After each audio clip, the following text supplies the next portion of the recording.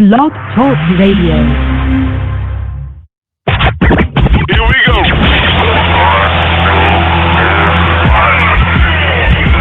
Blast off. This is True Capitalist Radio. True Capitalist Radio. I am your host, the man they call Ghost. The badass of business. Give him capitalism or give him death. That's it. Period. Broadcasting from his Skyline office studios in beautiful downtown Austin, Texas. You sound fruitier than a box of Fruit Loops, for Christ's sake. And now, he'll take it from here. Your host, the prognosticator of prognosticators, the man they call Ghost.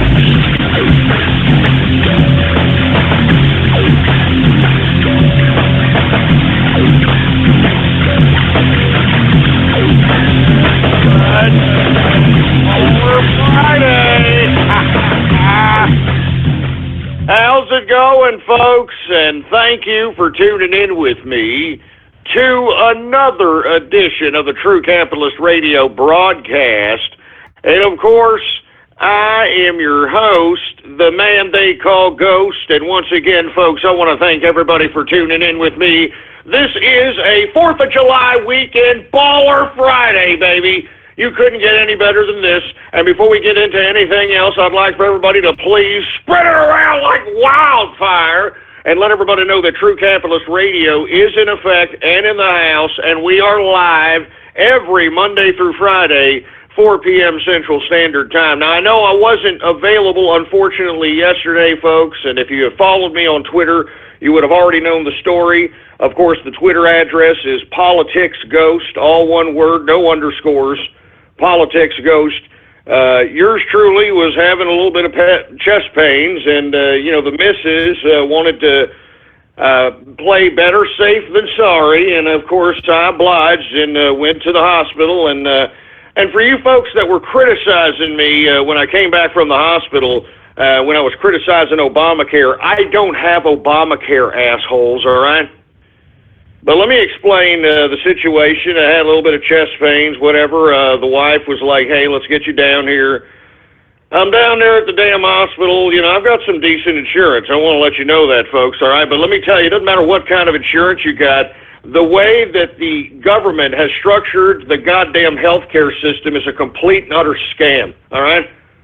Now, believe it or not, I actually wanted to get the hell out of there after waiting for about a few hours just to see some, a two-bit doctor that wasn't even from this goddamn country. Not that I care, but I'm just saying. Secondly, they wouldn't let me go even if I wanted to get out of there. No, once I'm there, they're like, no, we got to make sure everything's okay with you, and So I'm there, and I'm sitting there, and I finally meet, some doctor or whatever, white coat. They do something, do some tests, and they say, oh, we got to give you more tests. There's something we're not sure about. I was like, well, why don't you use the stethoscope? They didn't even use a stethoscope on me, folks. That's what I was telling you in a fucking, excuse my French, a few shows back. These damn doctors, they don't even know how to use a damn stethoscope, for Christ's sake. They're all machines. I mean, oh, Jesus Christ. Anyway, folks, I go through all these tests. I was there, bebopping around the goddamn medical facilities out there. Test after test. They gave me the freaking, I was on a freaking treadmill, the whole stupid crap. All right? I just, the whole CAT scans, all that garbage, man, I'm serious. I must have gone through at least 5 or 6, 7, 8, I don't even know. I don't even know what the hell was going on. I mean, I was there for so long, I felt like I was just going off keister. I'm just being in this, Anyway, check it out. I go through all these tests, right? And lo and behold, at the end of it all, they tell me that it's an anxiety attack. I mean, Jesus Christ, are you kidding me? I'm not supposed to have anxiety here. What are you talking about? I just was dumbfounded that, first of all, what I was feeling had anything to do with anxiety. and the whole, I don't know, mental situation going on with the synapses in the brain here that could, cause psychosomatic symptoms of a damn, what would feel like an ongoing onset makings of a goddamn heart attack. Lo and behold, I've got anxiety, for Christ's sake. What the hell's going on here? They wanted to prescribe me some kind of goddamn, Xanax or one of these. I'm not going to take that crap. Are you kidding me? Anyway, I'm just going to have to deal with it, folks. I don't want to get into it. I came back. And the reason I said Obamacare is because, if they knew how to use a stethoscope, and there's 36 areas, from what I understand, that you can, look and see if you hear some kind of irregularities or any kind of cardiovascular, it's just, they used to know what to look for back in the old days. Now they're completely dependent on all these machines, and it's utterly pathetic. And literally, what I feel what happened to me was that they were just juicing on my freaking insurance. I mean, literally, I don't even want to know how much my insurance may go up because of this stupid little freaking trip to the hospital. I almost was so pissed off that I almost wanted to have a heart attack. I'm not kidding around. Like, anxiety? Are you kidding me? I mean, good God, man.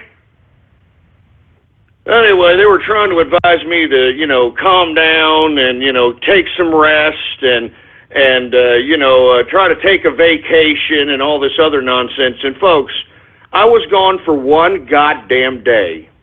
And look at all what's happened, for Christ's sake. I cannot stay away. I could barely stay away on the weekends, for Christ's sake, let alone now. I mean, we are such at an important point in American history that I have to continue to do what I'm doing in hopes of sparking synapses and other folks so that they can go and perpetuate and pay it forward. This is, this is really serious times, folks.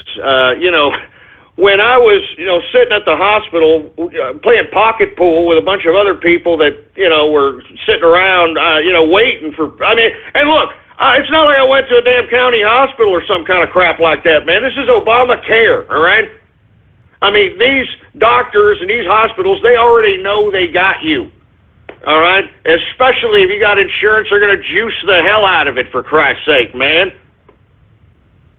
But anyway, while I was waiting around there, you had freaking Barack Obama going to Canada, meeting with Trudeau and the Mexican president, basically laying the foundations for the North American Union, folks. I remember talking about that, folks, back in like 2010. Remember that, 2011? And you idiots thought I was tinfoil hatting it back then, for Christ's sake. I'm telling you, ever since this Brexit vote, this international bureaucratic institutionalization of the world is it's exposing itself in vulgar forms. I mean, you couldn't get any more blatant in its just arrogance, abuse of power, and disregard for the law. I mean, did you see this, folks? I mean, it's just utterly ridiculous. We cannot stand for this. And this is why I have to keep coming back up. I know people were tweeting at me when I came back from the hospital. They were saying, hey, take a week off, man. I mean, just relax. I can't relax. I can't do it. Look what's going on around us, for Christ's sake. I'm not kidding. I'm not kidding, man. I mean, every day I look and I see the stench of corruption on the domestic front, on the international front. I take a look at these sick, sadistic bureaucrats that want to put us in a nuclear confrontation with Russia and China. They build these ridiculous terrorist organizations like ISIS, and they use them against us through this bogus, liberal, supposed immigration policy. I mean, it's no wonder I'm having a little bit of chest pain, a little bit of anxiety, for Christ's sake, man. This is a tough thing. And on top of taking in all this, all the corruption, all the blatant disregard, I mean, just everything the bureaucrats are doing on an international and a domestic scale, you got to be a capitalist too, baby. You know what I'm saying? I'm serious. You got to be a capitalist too. So, I mean, my mind's always sparking synapses, baby. I cannot slow down. I can't slow down. I can't. As a stupid doctor tried to, you got to slow down. You don't, calm yourself in. Maybe you need to go on a vacation. Shut up. Shut your mouth. Nobody tells me what to do. And not to mention, is this doctor going to, pay for this Johnny Walker Blue Label that I'm about to take a sip of? No. What he's going to do is he's going to prescribe me some pills to make me a docile idiot. You know what I'm saying? And I ain't going to do it. I ain't going to do it, all right? I mean, I got capital to make. I got things to do. And that's all there is to it. Now, the reason I bring up being a capitalist, baby, is because unfortunately I took a day off yesterday because of the old chest pain situation, which I don't even want to relive anymore, man. That was the biggest waste of my time in my life. It was the biggest waste of time in my freaking life. Sorry. But, folks, if you would have listened to yours truly, all right? All right, if you would have listened to yours truly as it relates to the investment advice that I have been given ever since March, you are probably heel kicking right now for this Baller Friday, baby. The prognosticator of prognosticators strikes again. Baller Friday, I mean, baby, making money, baby, that's what I do. That's just what I do, all right? Now, first, let me give a quick rundown of the equities markets because it was modestly up today, which is ironic, and it just goes to show you the absolute helter-skelter mindset of the investment community. Not even they know what the hell they're doing, for Christ's sake. But once again, it was a tentative, modest, I wouldn't even call it plus side. It was a tentative plus side, if you will. Still in the green, not much. Let's talk about the Dow Jones Industrials. It was up today 19.38 points, a percentage increase of 0.11% on the day, closing out the Dow Jones Industrials at 17,949.37 points on the day. Once again, a modest pickup. You can tell that these investors, they don't know what the hell they're doing, for Christ's sake, all right? They don't know what the hell they're doing. S&P 500 up very modestly on the day, 4.09 points on the day, a percentage increase of 0.19% for the S&P index on the day, closing out the S&P at 2,102.95 points for the S&P 500 composite.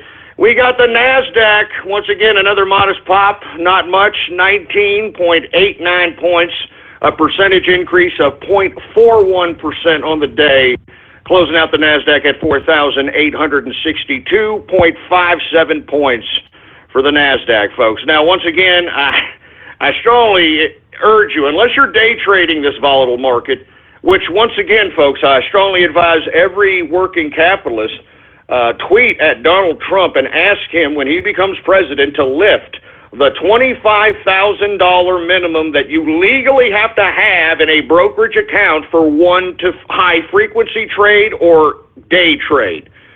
Because I cannot believe that working Americans cannot partake in the volatility of creating liquidity in a market that has spikes on a daily, not even a daily basis, an hourly basis. I mean, you can hold some shares, it pops up 50 cents, you sell them. I mean, that's liquidity, baby. You understand that? And working class American folks are being prohibited because of this freaking ridiculous, stupid law where you have to have $25,000 in a brokerage account for you to become a day trader or AKA high frequency trader. So tweet at Donald Trump, make sure that he understands or his campaign understands that there is a contingent of working Americans that legitimately want to take advantage of what these big imbecilic assholes on Wall Street are taking advantage of. I mean, they're taking advantage of it on a daily basis. I mean, why can't Americans go out and gain some liquidity, especially during these precarious economic times, for Christ's sake, man? Especially during these precarious times. So once again, this is not a bottom. This is not some bull market. Get the hell out of the stock market. Unless you bought your long-term investments a long time ago, and even a crash because of the maturity of the growth of those particular stocks, they either split, they were bought back, or whatever the case might be, even a dip in those long-term investments may not completely hurt the profitability of those. But anything that you've bought within, in my personal opinion, all right, this is all I'm saying, you can take, I'm not telling anybody what to do. But in my personal opinion, anybody who bought anything from about 2009 to now, you need to start entertaining possibly liquidating the majority of those holdings. Because look at what happened during Brexit. And look, I'm telling you, Brexit was not the cause of anything. It's the catalyst. All right, I'm serious. This is why you have such a helter-skelter market out here. You got modest gains today for what? What the hell is Wall Street modestly gaining about it? What is this, a patriotic 4th of July weekend modest gain for a Friday? It doesn't even make any sense, especially with all the corruption, which we're going to talk about here in a little bit, going on in today's American government. So once again, helter-skelter market. Let's go to the commodities, folks, because that's where I advised everybody, even as far back as March, even as far back to the YouTube video that I released stating that I may come back in November of last year, that people should entertain oil, gold, and silver, baby. You understand what I'm saying? And we're going to go over that right now. Now, let's go to the oils, the energy sector, I should say. WTI sweet crude was up on the day, folks. All right, that's what I'm telling you. Helter-skelter. A lot of these investors don't know what the hell to do. They don't know where they're going. They don't know whether they're coming or going. But it's up today, and I still think it's a bullish market on the oil sectors, whether you're going to invest into drilling companies, ETFs that coincide with the rise of oil, or if you're a commodities trader by any chance. I am bullish on oil up until the election. And once again, folks, you have to, unfortunately, make a plan. If by some goddamn chance Hillary Rodham Clinton is elected, and I alluded to this not yesterday because I wasn't here yesterday, but the day before yesterday, I alluded to the fact that if Hillary Rodham Clinton is by somehow elected, these oil stocks are going to go up the roof. I mean, barrels of oil are going to go up the roof. And the reason is because, folks, she's bought and paid for by the Saudis. That's the whole reason why the Democrats push this whole climate change nonsense, so that they can corrupt the average everyday American voter into believing that not producing oil on American soil is a good thing for the environment. Meanwhile, you got the Saudis producing it. I mean, Jesus Christ. I mean, what are they making, $1 billion a day or something of that nature? It's just ridiculous. All right? They're producing it, and they want the monopoly in oil production.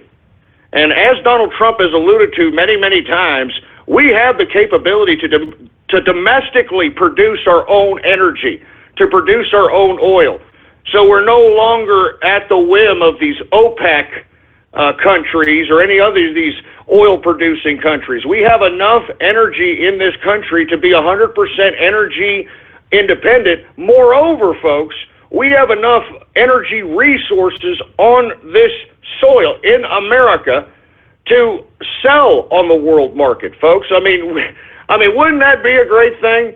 Wouldn't that be a great thing that we start tapping into our natural resources as it relates to energy, and not only become energy independent, all right, but at the same time be able to produce energy and sell it on the world market? We're actually become producers. I mean, this is what Donald Trump is proposing, folks, so that the country starts making money instead of burning money like we've been doing for the past, I don't know how long. So anyway, if Hillary Rodham Clinton is by somehow elected, you should, I mean, it's going to be a high barrel of oil price to say the least, all right? Secondly, if Donald Trump is elected, you want to get out of oil, because he's going to tap right into every energy resource that's within the domestic capabilities of America. And he said that many times in actually a few times in speeches about the economics of this country, and I completely agree with him. So once again, I am bullish on oil until the election. All right, I think that you're going to continue to see modest gains. I wouldn't be surprised to see $60 a barrel as we get close to the election, unfortunately. All right? I mean, I'm serious. So once we start getting closer to the election, I would start tentatively looking to liquidate those positions. But who knows when the top is? You know, that's the whole objective of trading. You know, you want to get in while the getting's good, but you don't want to stay in till you're left holding the bag. You know what I'm saying? Anyway, WTI sweet crude up 95 cents, a percentage increase of 1.97% on the day, closing out WTI at $49.28 a barrel of oil, baby. Now, we turn it over to Brent crude. It's on the downside today, which is once again an underscoring of the helter-skelter mindset of the investors in today's market. It is down today 93 cents. It is down 93 cents today, a percentage decrease of 1.84% on the day, closing out Brent crude at $49.68 per barrel of oil. Now let's get to the metals, shall we? Let's get to the metals. Man, folks, let me tell you something. I don't mean to be tooting my own horn here, but beep, goddamn beep, all right? First and foremost, let's get to gold. As I've stated, gold will give you a more long-term money yield, but the percentage increases on a more immediate time frame is definitely silver, folks. Now, I'm going to get to silver in a second. Let me get to gold. Gold is up today, $24.30, all right? A percentage increase of 1.84% on the day, closing out gold at $1,344.90. $1,344.90 per troy ounce. All right? Getting pretty close to that 1,400 mark, man. I thought we should have saw that this week, but once again, these investors are pulling out their money and trying to just, you know, go in and out anywhere they can. I mean, this is a helter-skelter market. Now, let's get to silver, folks. I mean,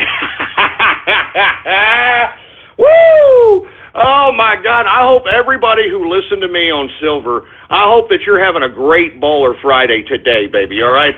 Silver is up today, $1.23, baby, a percentage increase on the day alone, on today alone, 6.62% on the day. I mean, good God. Woo! Oh, my God. I mean, we're up, 10, 12% on the week alone? I mean, good God. I mean, you couldn't get that kind of return in such a low, short time span, for Christ's sake, man. I mean, good God, yes. Yes, baby. And let me tell you, I hold these positions at this point in time, folks. I mean, I personally believe that we should have seen a $24 troy ounce price. As a matter of fact, it closed out today at $19.86 per troy ounce. And like I said, the only reason that we didn't see $25 this week, which I anticipated last week, is because of the helter-skelter market, man. People are pulling out their positions, putting elsewhere. I mean, it's just really, really strange, and it seems as if everybody who's involved in the financial industry doesn't even know about the goddamn industry anymore. I'm serious. I'm not joking. All right? But once again, baby, give me a freaking break. 6.62% increase on the goddamn day? Oh, my God. I'm telling you, folks, I had been alluding to you to invest into an ETF, physical gold, silver, whatever it takes, especially silver. Because I've always said, didn't the prognosticators say that silver was going to give you a higher percentage yield in a shorter time frame, but gold in the long term will give you the biggest money yield? Because every time gold goes up, it goes up, you know, like today, it went up $24 today, $24.30. All right, but that was only a percentage increase of 1.84%. Today, silver went up $1.23. That's a percentage increase of 6.62% on the day. That's a huge percentage yield for your money, baby, especially for the short period of time Remember, we were talking about 17 and change silver prices last week. I mean, give me a break. We're almost at the $20 mark. I mean, that is what I'm talking about, baby. Woo! I'm telling you, folks, the prognosticator of prognosticators strikes again. And for you folks that are wondering, is it too late? It's not too late. I believe that we're going to see a possible pullback Monday because, like I've stated, you got a lot of people that have been holding the bag on silver that bought it at about $14, $15 when it took a major dip, and they may think about cashing out at these levels at about maybe the $20 level or at these levels at 1986, and they may be able to, cause some retention from any potential spike in the market. Now, that could all change over the weekend. Something could happen. Now, we're going to talk about potentials this weekend. Something could happen. People could become, anything, scare. Anything right now could spook the market, all right? Anything that spooks the market, I see a spike on silver at any time, and especially gold, too. Now, I think that if you're thinking that you're going to make any kind of major profits in the stock markets at this point in time, I think you're sadly mistaken, in my personal opinion. I think that the only thing the stock market is good for is for day trading. And if you can't day trade, I think that's a shame, and that's why we have to make sure Donald Trump and his campaign know that working capitalists want that law where you have to have $25,000 minimum in a brokerage account for one to participate in day trading, a.k.a. high-frequency trading. It's not goddamn fair, but who does that protect? That protects Wall Street, boy. That protects the big money managers. That protects the mutual funds managers, the hedge fund managers, and all these folks. Doesn't help the America one bit. So anyway, folks, you're welcome as it relates to the prognostication, as it relates to the metals, folks, and I hope that you're reaping the rewards. But I'm saying that this is going to continue going up. All right, I don't think that anyone is too late on this rise on silver. Remember, folks, we saw silver. I think it was back in 2010, 2009, around that point when I first started covering the markets at True Capitalist Radio. We saw $55 troy ounce at one point in time for silver. So I believe that we'll be able to see those again, especially in this precarious equities market, for Christ's sake, man. So once again, go where the safety is. And my personal opinion, ever since the beginning of economics, gold and silver has always been the safety net as it relates to being able to hold one's liquidity. Now, let's go ahead and get to some news, folks, because I want to make this a free format Friday. But because I was gone, I mean, there is just so much crap, man, that has just been going on out here, for Christ's sake. I definitely want to talk a little bit about a little bit of Trump news. I definitely want to say that Trump, I think he's doing a brilliant move. He's going out doing speeches. I strongly advise you folks to listen to his economic independence speech. Brilliant speech, basically calls out Hillary Rodham Clinton as a lackey for the Chinese government and for the Saudi Arabian government. Just lays out a complete bitch slap to Hillary Rodham Clinton. Moreover, folks, I think that he's letting Clinton self-implode. And I think that she's doing it, for Christ's sake. I mean, this whole email scandal is literally coming around and causing some big scandals here. And we're going to talk about that here in a second. But I read here on the Drudge Report recently that Hillary Rodham Clinton is spending $500,000 a day in media advertising and attack ads on Donald Trump, and Donald Trump hasn't spent a dime on him, baby. Oh! I'm telling you, this man is revolutionizing the idea of campaigning. I mean, he's a capitalist, for Christ's sake. Why burn money if you don't need to? Anyway, folks, I got to say, cheers to Donald Trump for just sitting back and watching the left destroy itself.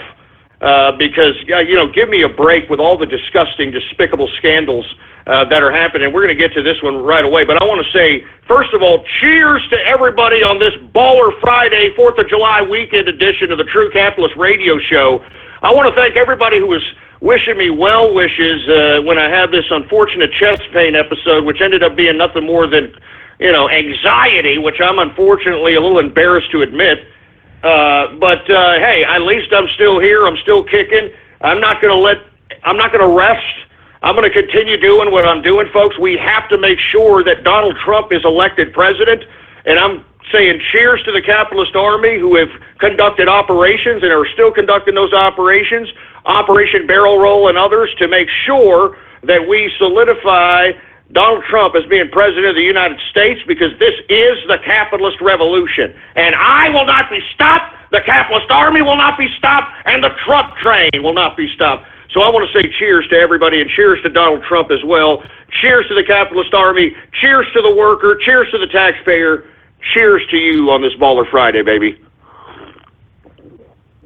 Oh yeah, baby. You know what I'm drinking? Johnny Walker Blue Label. Oh yeah. Oh man, you know it and I know it, baby. It's a Baller Friday, especially after the gains that we got on these medals. Anyway, folks, once again, we have to make sure that we do whatever it takes to make sure that Donald Trump is elected president. This mainstream media refuses to cover the corruption, the blatant, outright corruption of this administration and of the Democrats and the liberal regime. And I think it's a goddamn shame. And that's why it's more imperative than ever for you, me, we are the new media, to make sure that we get this information out there and throw it in the faces of these Hillary Rotten Clinton supporters, for Christ's sake, man. Force them to defend this corruption. Force them to defend this criminality, for Christ's sake. How anyone can still vote for this woman is beyond me. Is beyond me, for Christ's sake, man. But I'm telling you this right now. What happened between Loretta Lynch and Bill Clinton tops the cake, folks. I don't know if you folks have been living under a rock, but apparently, and this is the only reason we know this, is because these idiots that they met in front of their press corps, for Christ's sake, man. I mean, there was one brave New York correspondent that was out there that came out and was interviewed about this publicly. It's the only reason why we know about this meeting. Literally, Loretta Lynch, Bill Clinton, they meet privately for 30 minutes on a goddamn airplane. And now I know that there's a lot of Democrats stating, "Well, what difference does that make? I don't. Who cares? I mean, what the hell, folks." His wife and him are under investigation by the FBI. You understand this? They are under investigation by the FBI. Hillary Clinton with her email scandal, and according to reports, because the FBI has delved into this email scandal with a damn microscope, it has tentacles relating to the Clinton Foundation, or the Clinton Global Initiative, which is Bill Clinton's department. Now, folks, I'm telling you this right now. What Loretta Lynch did was unbelievably illegal. Why this woman is still at her post as the top cop at the Department of Justice, I just don't know. I mean, what a vulgar display of abuse of power, to say the least. And you're talking about a serious, soulless bureaucrat. She must have went to the same soulless school of bureaucracy that Obama did, because, good Lord, did you see her with a straight face say that, "Oh, well, we didn't do anything. All we did was just sit around and we talked about these kids and you like to play golf and nah." The only reason we know that this meeting took place, folks, was because the press corps was following these people, all right? And because Bill Clinton went onto her plane and they went in there for a 30-minute talk, who knows what they talked about, the FBI, which sounds to me like they're complicit with this, all right, told the reporters to turn off their cameras so that Bill Clinton can go into the damn plane and they won't document it with any kind of photography or any kind of video camera. I'm not joking. This is what the New York correspondent that was covering this said in an interview. You can actually look that up, for Christ's sake. This is not some tinfoil hat conspiracy here. I mean, this is a gross disgusting, corrupt, vulgar display of power out here. It's disgusting. I cannot believe that this can even happen, for Christ's sake, man. I mean, that'd be like if I was under investigation by some prosecutor, all right? And for whatever reason, who cares what the reason was? And then me and the prosecutor decided we saw each other at, a badass steakhouse like Perry's out here in Austin, Texas, and we decided to go into like the back private area or at the chef's table to go have a goddamn conversation about golf and crap. That's BS, man. That's illegal, man. That's illegal, and let me tell you something, we would both be prosecuted. If the prosecutor met with me privately during an investigation about me or about someone in my family, for Christ's sake, man. I'm not joking around. This is pure criminality. I mean, they just throwing the law out the window. Throwing the law out the window. Now, what makes this even more ironic, folks, okay, is that lest we forget that Bill Clinton appointed Loretta Lynch in 1999 as the U.S. Attorney for the Eastern District of New York. Oh! I mean, doesn't this get worse and worse, for Christ's sake? I mean, good God! No wonder old Slick Willie thought he had the balls to just go up in there and talk to her, for Christ's sake, man. I mean, this is an unbelievable vulgar display of power. Now, one thing I definitely want to discuss is an element to this whole dynamic that I didn't even contemplate. And I do want to quote the source in which I'm going to discuss this new idea of looking at this whole blatant form of corruption.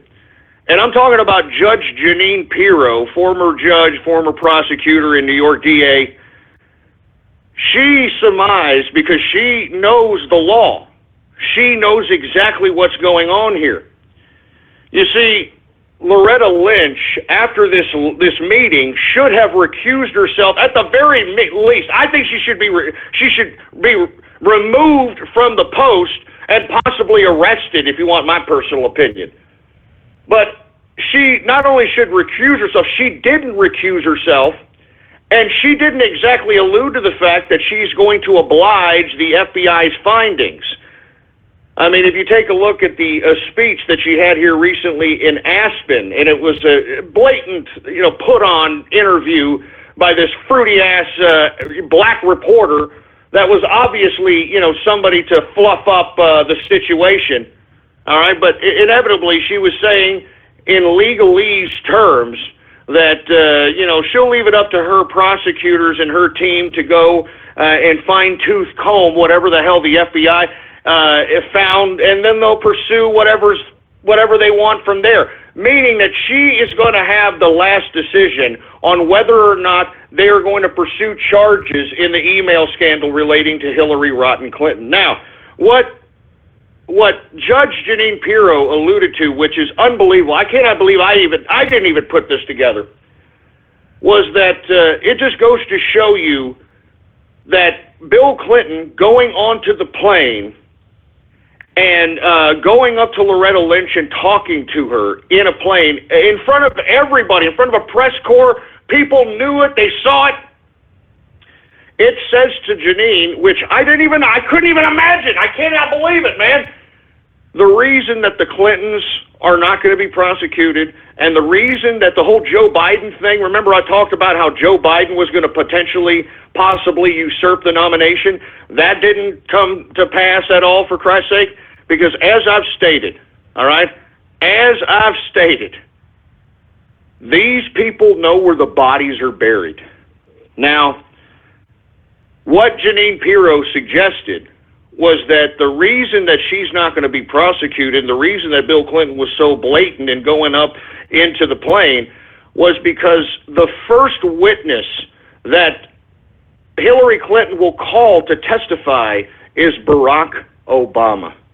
And the reason is because Barack Obama was emailed with this supposed private email from this private email server, and that puts him complicit with this whole email server scandal. And because of that particular component, they're going to cause a constitutional crisis if the Democrats, Loretta Lynch, Barack Obama, anybody tries to come at Hillary Rodham Clinton relating to this email scandal. I mean, I cannot believe how diabolical these Clintons are, but Jeanine Pirro put the damn pieces together, and I couldn't believe it. I mean, no kidding, man. I told you, these Clintons are just unbelievably diabolical criminals, man. I'm not joking around.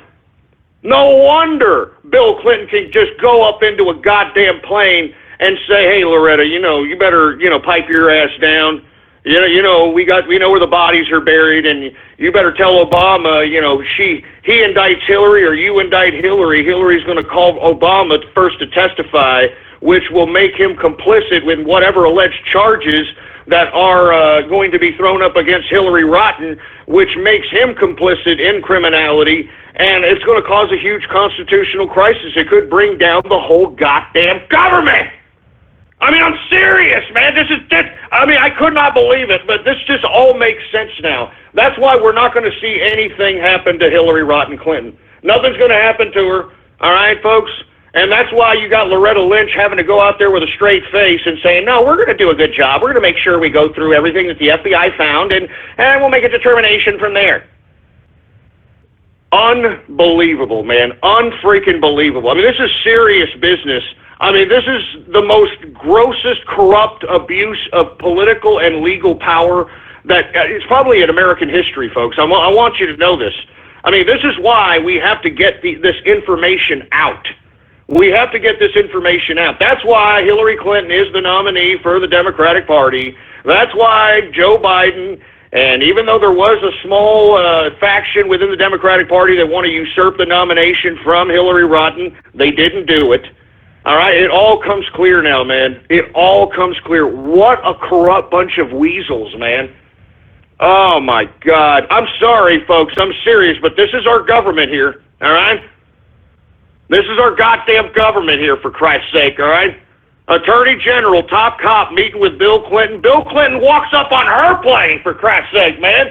I mean, that's how cocky this son of a bitch is. Walks up on her plane. Oh, my God. Anyway, that's my synopsis, and of course, I actually agree with Jeanine Pirro. I believe that this Hillary Clinton, Bill Clinton crime family has the American government by the throat. I'm serious. If anything happens to Hillary Rodham Clinton as it relates to anything legal or her potentially going to jail, she'll bring down the whole goddamn government. I said that before, folks, but this blatantly shows it. This blatantly shows what these people have over the damn government. Unbelievable, man. Unfreaking believable. And folks, it gets worse and worse. I don't know if you folks read here recently, there's been reports that the Paris shootings, remember those in November? A bunch of gunmen went into the supposed gun-free Paris, started, killing a bunch of folk. Well, lo and behold, one of those guns happened to be a part of the infamous Fast and Furious program that was conducted when Eric Holder was the Attorney General under the direction of Barack Obama. Now, folks, once again, these scandals and all this crap, it's so confusing. Let me enlighten you folks if you have forgotten or not aware of the Fast and Furious operation, okay? The Fast and Furious operation was directed by the administration, put into action by Eric Holder, in which the government, the United States government, were voluntarily giving guns to drug cartels for whatever reason. Now, according to Eric Holder, they were claiming that they were tracking those guns, and that's why they gave the guns to the cartels. I'm not kidding around, folks. This was an actual operation. Why no one has been prosecuted or brought to justice for this, I have no idea. But these guns, all right, one of them had already been at a crime scene related to a Border Patrol agent who was murdered, all right? So that's where one of those guns from the Fast and the Furious came from. Now, lo and behold, one of the guns from the Fast and the Furious operation ends up in Paris in one of these terrorist hands, for crack's sake. I mean, good, man. How much more corruption? How much more criminality? How much more dirty do these liberals and these Democrats have to be before people start waking up and realizing that we've got nothing but goddamn criminals in office, for Christ's sake? And that's why I'm saying Donald Trump is our last hope, our last line in the sand, for Christ's sake. And you, me, we got to do whatever it takes to make sure that this man is elected president. Let me tell you something, folks. This is 4th of July weekend. And this 4th of July, if you're getting with friends, if you're getting with family, you better discuss these issues, folks, because it is this important, all right? If you're out here with somebody celebrating the 4th of July, you better make sure they know why they're celebrating, and you better make sure that they know that what they're voting for, if they happen to be Democrat or they happen to be liberal, is nothing but pure corruption and criminality. You got to make sure to rub it in their face, and if they don't agree with you, well, you put them on the table and make sure to explain themselves on why Miss Hillary Rotten Clinton and the Clinton crime family are not corrupt, criminal pieces of treasonous trash. And let's see what they say. I'm telling you folks right now, all right? This is the 4th of July weekend, and there's a difference in this election, folks. You either have pro-America, America first, making America great again, and Donald Trump, or you've got an agent for international bureaucratic institutionalist power in Hillary Rotten Clinton and the Clinton crime family. How much more corrupt do these people have to be before you start realizing that maybe you should not devote your energy, effort, and your vote to these scumbags? Good Lord. Oh my God, I can't believe this level of corruption. One of the Fast and Furious guns in that ridiculous operation ended up in the freaking hands of one of the gunmen in the Paris shootings back in November. I mean, what does that tell you people? What does that tell you people? I mean, Jesus Christ, you stupid... I mean, what does that tell you? One of the guns from the Fast and the Furious operation that was directed by this administration, Obama, Eric Holder, ended up in the hands of one of the Paris gunmen this past November in that horrific terrorist shooting. What does that tell you, folks? What the hell does that tell you, boy? Oh, Jesus Christ. Give me the mic. Give me the goddamn mic. I'll tell you what it tells you, boy. It tells you, it makes sense why they don't want to say Islamic terror. It makes sense on why they want to bring the wild Yehudis here to America, even though we are witnessing the fall of Europe thanks to the migration crisis they're having out there in the European Union, for Christ's sake. It all makes sense. It makes sense why Loretta Lynch wanted to redact the 911 transcript of the supposed terrorist Mateen over here. It makes perfect sense, doesn't it? Good Lord, folks. Unfreaking believable. Unbelievable. But according to the Daily Caller, okay? Now, I don't know what this is going to pan out to. I don't know what this is about, but the Daily Caller put out this report that Hillary Clinton is supposedly scheduled to meet with the FBI this Saturday, all right? Now, I don't know what the hell it's supposed to be about. I don't know if they're going to question her again. Who the hell knows? But I'm telling you this right now, just what I alluded to earlier, nothing's going to happen to her. Nothing is going to happen to her. She knows where the bodies are buried. If she is prosecuted, she's going to call Barack Obama as the first witness because she had email correspondence from the supposed, private server, all right? That was supposed to be, just for personal emails and whatnot. And I've said it time and time again, folks, all right? I've said it time and time again. I believe that Hillary Rotten Clinton purposely had this private email server, and I said reports that were out here that it didn't even have a goddamn passcode. All right, didn't even have a damn passcode. I believe she purposely put that email out there and purposely put classified documents as a honeypot for any one of those people who have donated to the Clinton Initiative, Clinton Global Initiative, Clinton Foundation. I honestly believe it. I honestly believe this crap, all right? I mean, it makes perfect sense. And I think it's disgusting that anyone can still vote for this woman. Anyone can still somehow make a level of debate for this woman. How anyone can still support this criminal piece of trash. How do you people sleep at night, man? I'm telling you, nothing's going to happen to this dumb bimbo, man. That's why we have to keep hitting, man. We have to keep going. We got to retweet articles. We got to expose the hypocrisy. We got to expose the lies. We got to throw the criminality in the Hillary Rodham Clinton camp's face. Anybody who supports this bimbo, you got to throw it in their face. You're going to defend this? You're going to defend this criminal? And they're going to have to defend it somehow. All right, well, they're going to have to spin it. They're going to have to spin this garbage. And let me tell you something. I know we're headed into 4th of July weekend. Do not forget the criminality that has taken place right before our eyes. The abuse of law, the abuse of power, Bill Clinton going into the goddamn plane of Attorney General Loretta Lynch.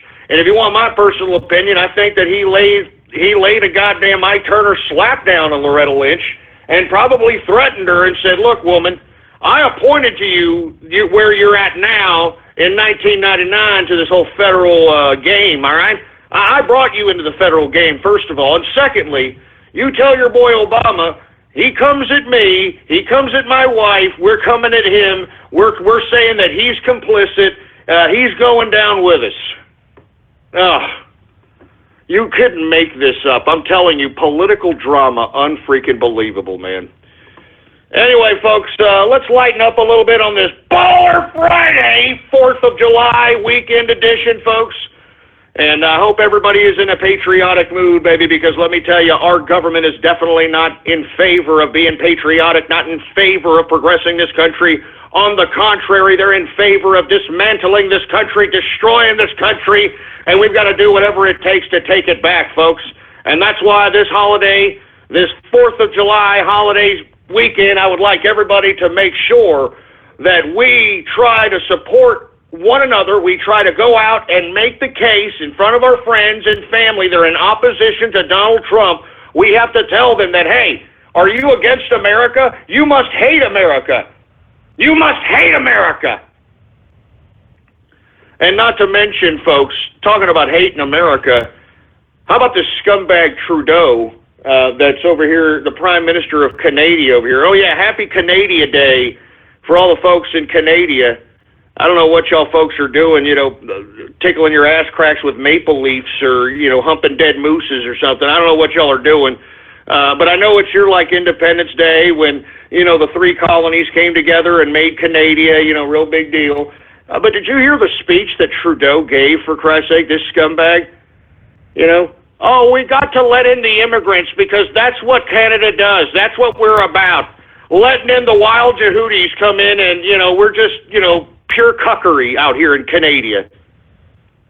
I tell you, Trudeau, what a scumbag, man. How in the hell did you let your country elect this fruit bowl? And once again, I'd like for you all to look up the amount of votes that Trudeau won by and take a look at the amount of wild Jehudis that were let into the country prior to Trudeau coming to office, and that may say a lot. I'm just saying, Canada, think about that. It's Canada Day, all right? Think about that before you start having wild Jehudi attacks in your country, for Christ's sake. And believe me, it's coming, Canada. It's coming. You're going to allow these, you know, wild Jehudis to come into your goddamn ice hole over there. Believe me, they're going to do some damage, to say the least. All right, take a look at Europe. All right, take a look at Europe. And believe it or not, folks, don't.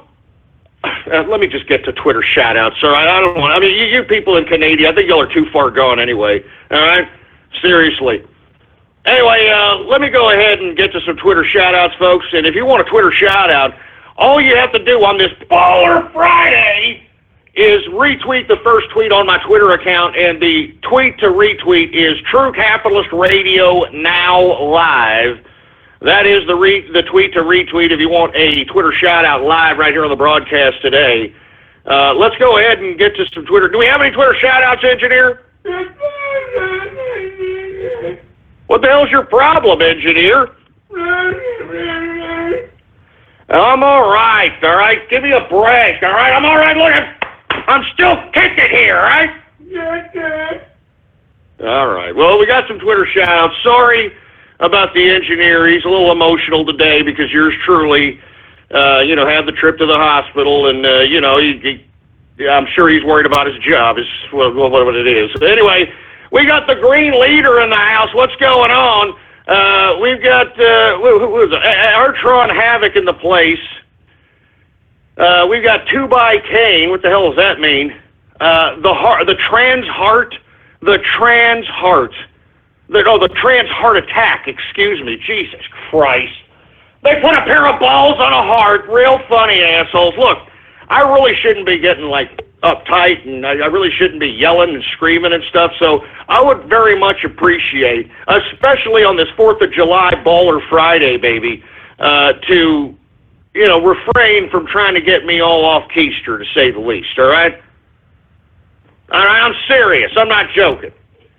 Anyway, we've got the happy merchant in the house, Trans Johnny Walker. It's great. A pair of balls on a Johnny Walker Blue label. I mean, look, enough, guys. I'm serious. I'm not joking around. All right? I mean, I obviously got a problem. I got anxiety or something. I mean, I got freaking, I don't know, heart palps. I don't know what the hell's going on. I don't need any more antagonization from you goddamn troll terrorist or cyber vermin. Jesus Christ, there's the trans Nintendo, trans fruitcake, trans Dusky, trans shuttle. I mean, good God, man! I mean, it's a Baller Friday here, man. Come on! Anyway, we got Critical Sands in the house. We got Commander Biff, the Bunyan Liquor. Jesus Christ, are you joking? We've got placebos for Ghost. Those actually work. It's scientific fact. We've got Capitalistic Beer, Johnny Fremont, Anxious for Butter. Hey, look, it's not the butter, all right? You assholes. I know, you idiots, you keep telling me that, I've got a, potential heart situation because of the butter. It's not the butter, all right? Stop it. It's not the freaking butter. Anyway, we got Capitalist UK, Land Lakes Arteries, Lando Lake Arteries. Real freaking funny. Butter churning Ghost. Jesus Christ. Look, man, I'm not joking around here, okay? I mean, I wasted time yesterday thinking that I could potentially have had a heart attack. Lo and behold, I got anxiety because it's probably because of all the goddamn garbage that's happening in my country, and I cannot believe that we've got a bunch of idiots for the general American public that can't witness corruption that's right before their goddamn eyes. And the last thing I need, folks, I'm going to be honest with you, is you people get me all riled up, get me all pissed off. I don't need that right now. Do you understand this? I don't need that right now. Let me get another drink, for Christ's sake. I don't need it!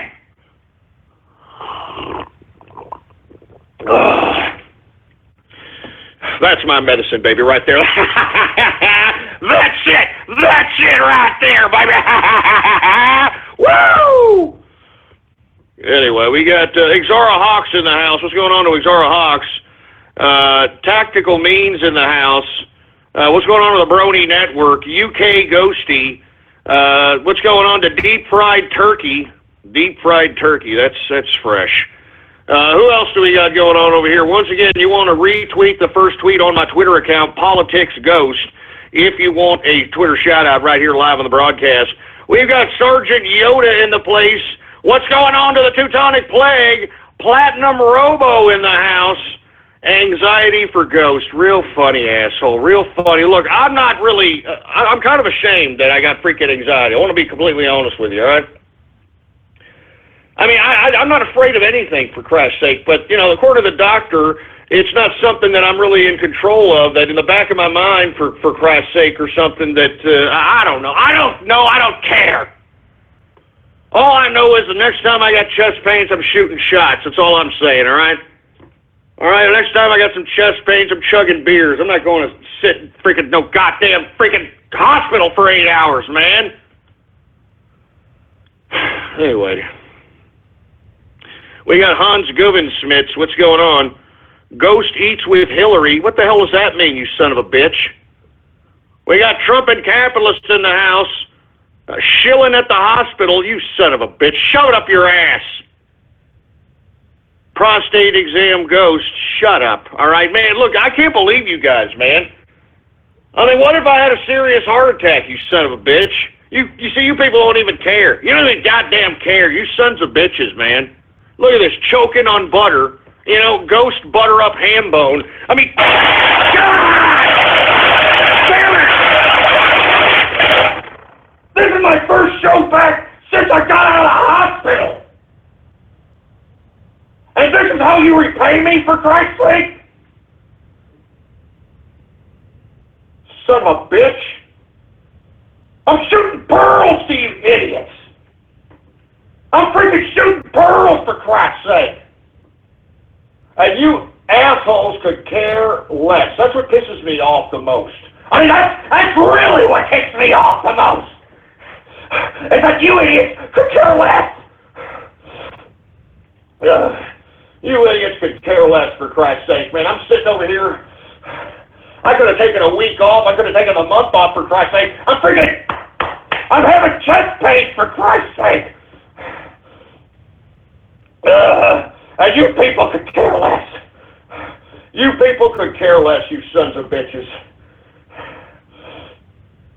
All right, that's it. You know what? I'm not letting you assholes ruin my Bowler Friday. That's it, all right? I'm not letting you idiots ruin it. This is a Bowler Friday 4th of July edition. Calm down, man. I gotta calm down.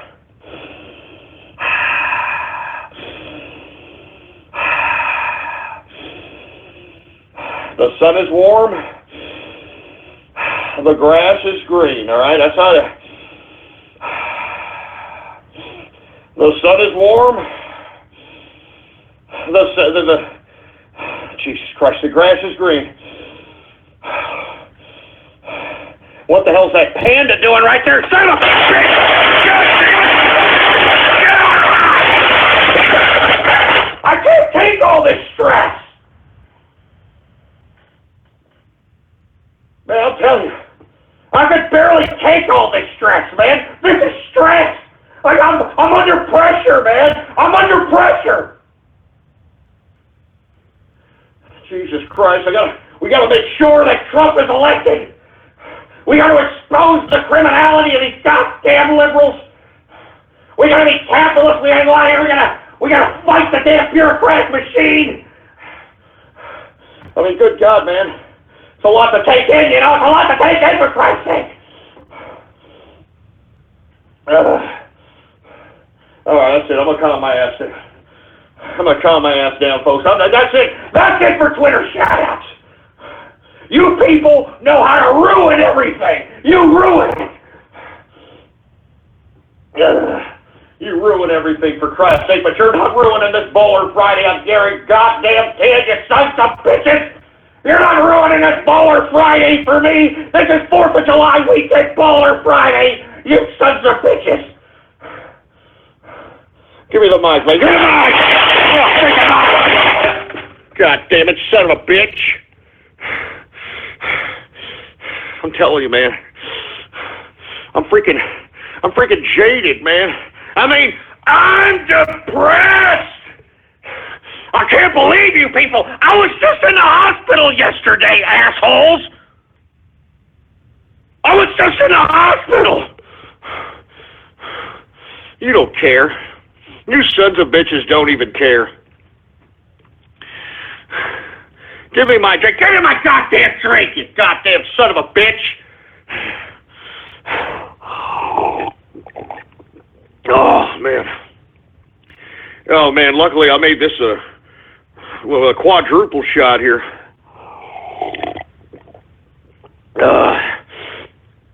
You know, I anticipated that you sons of bitches were going to do something like this, yeah? I anticipated that you sons of bitches were going to do this. Should have known better.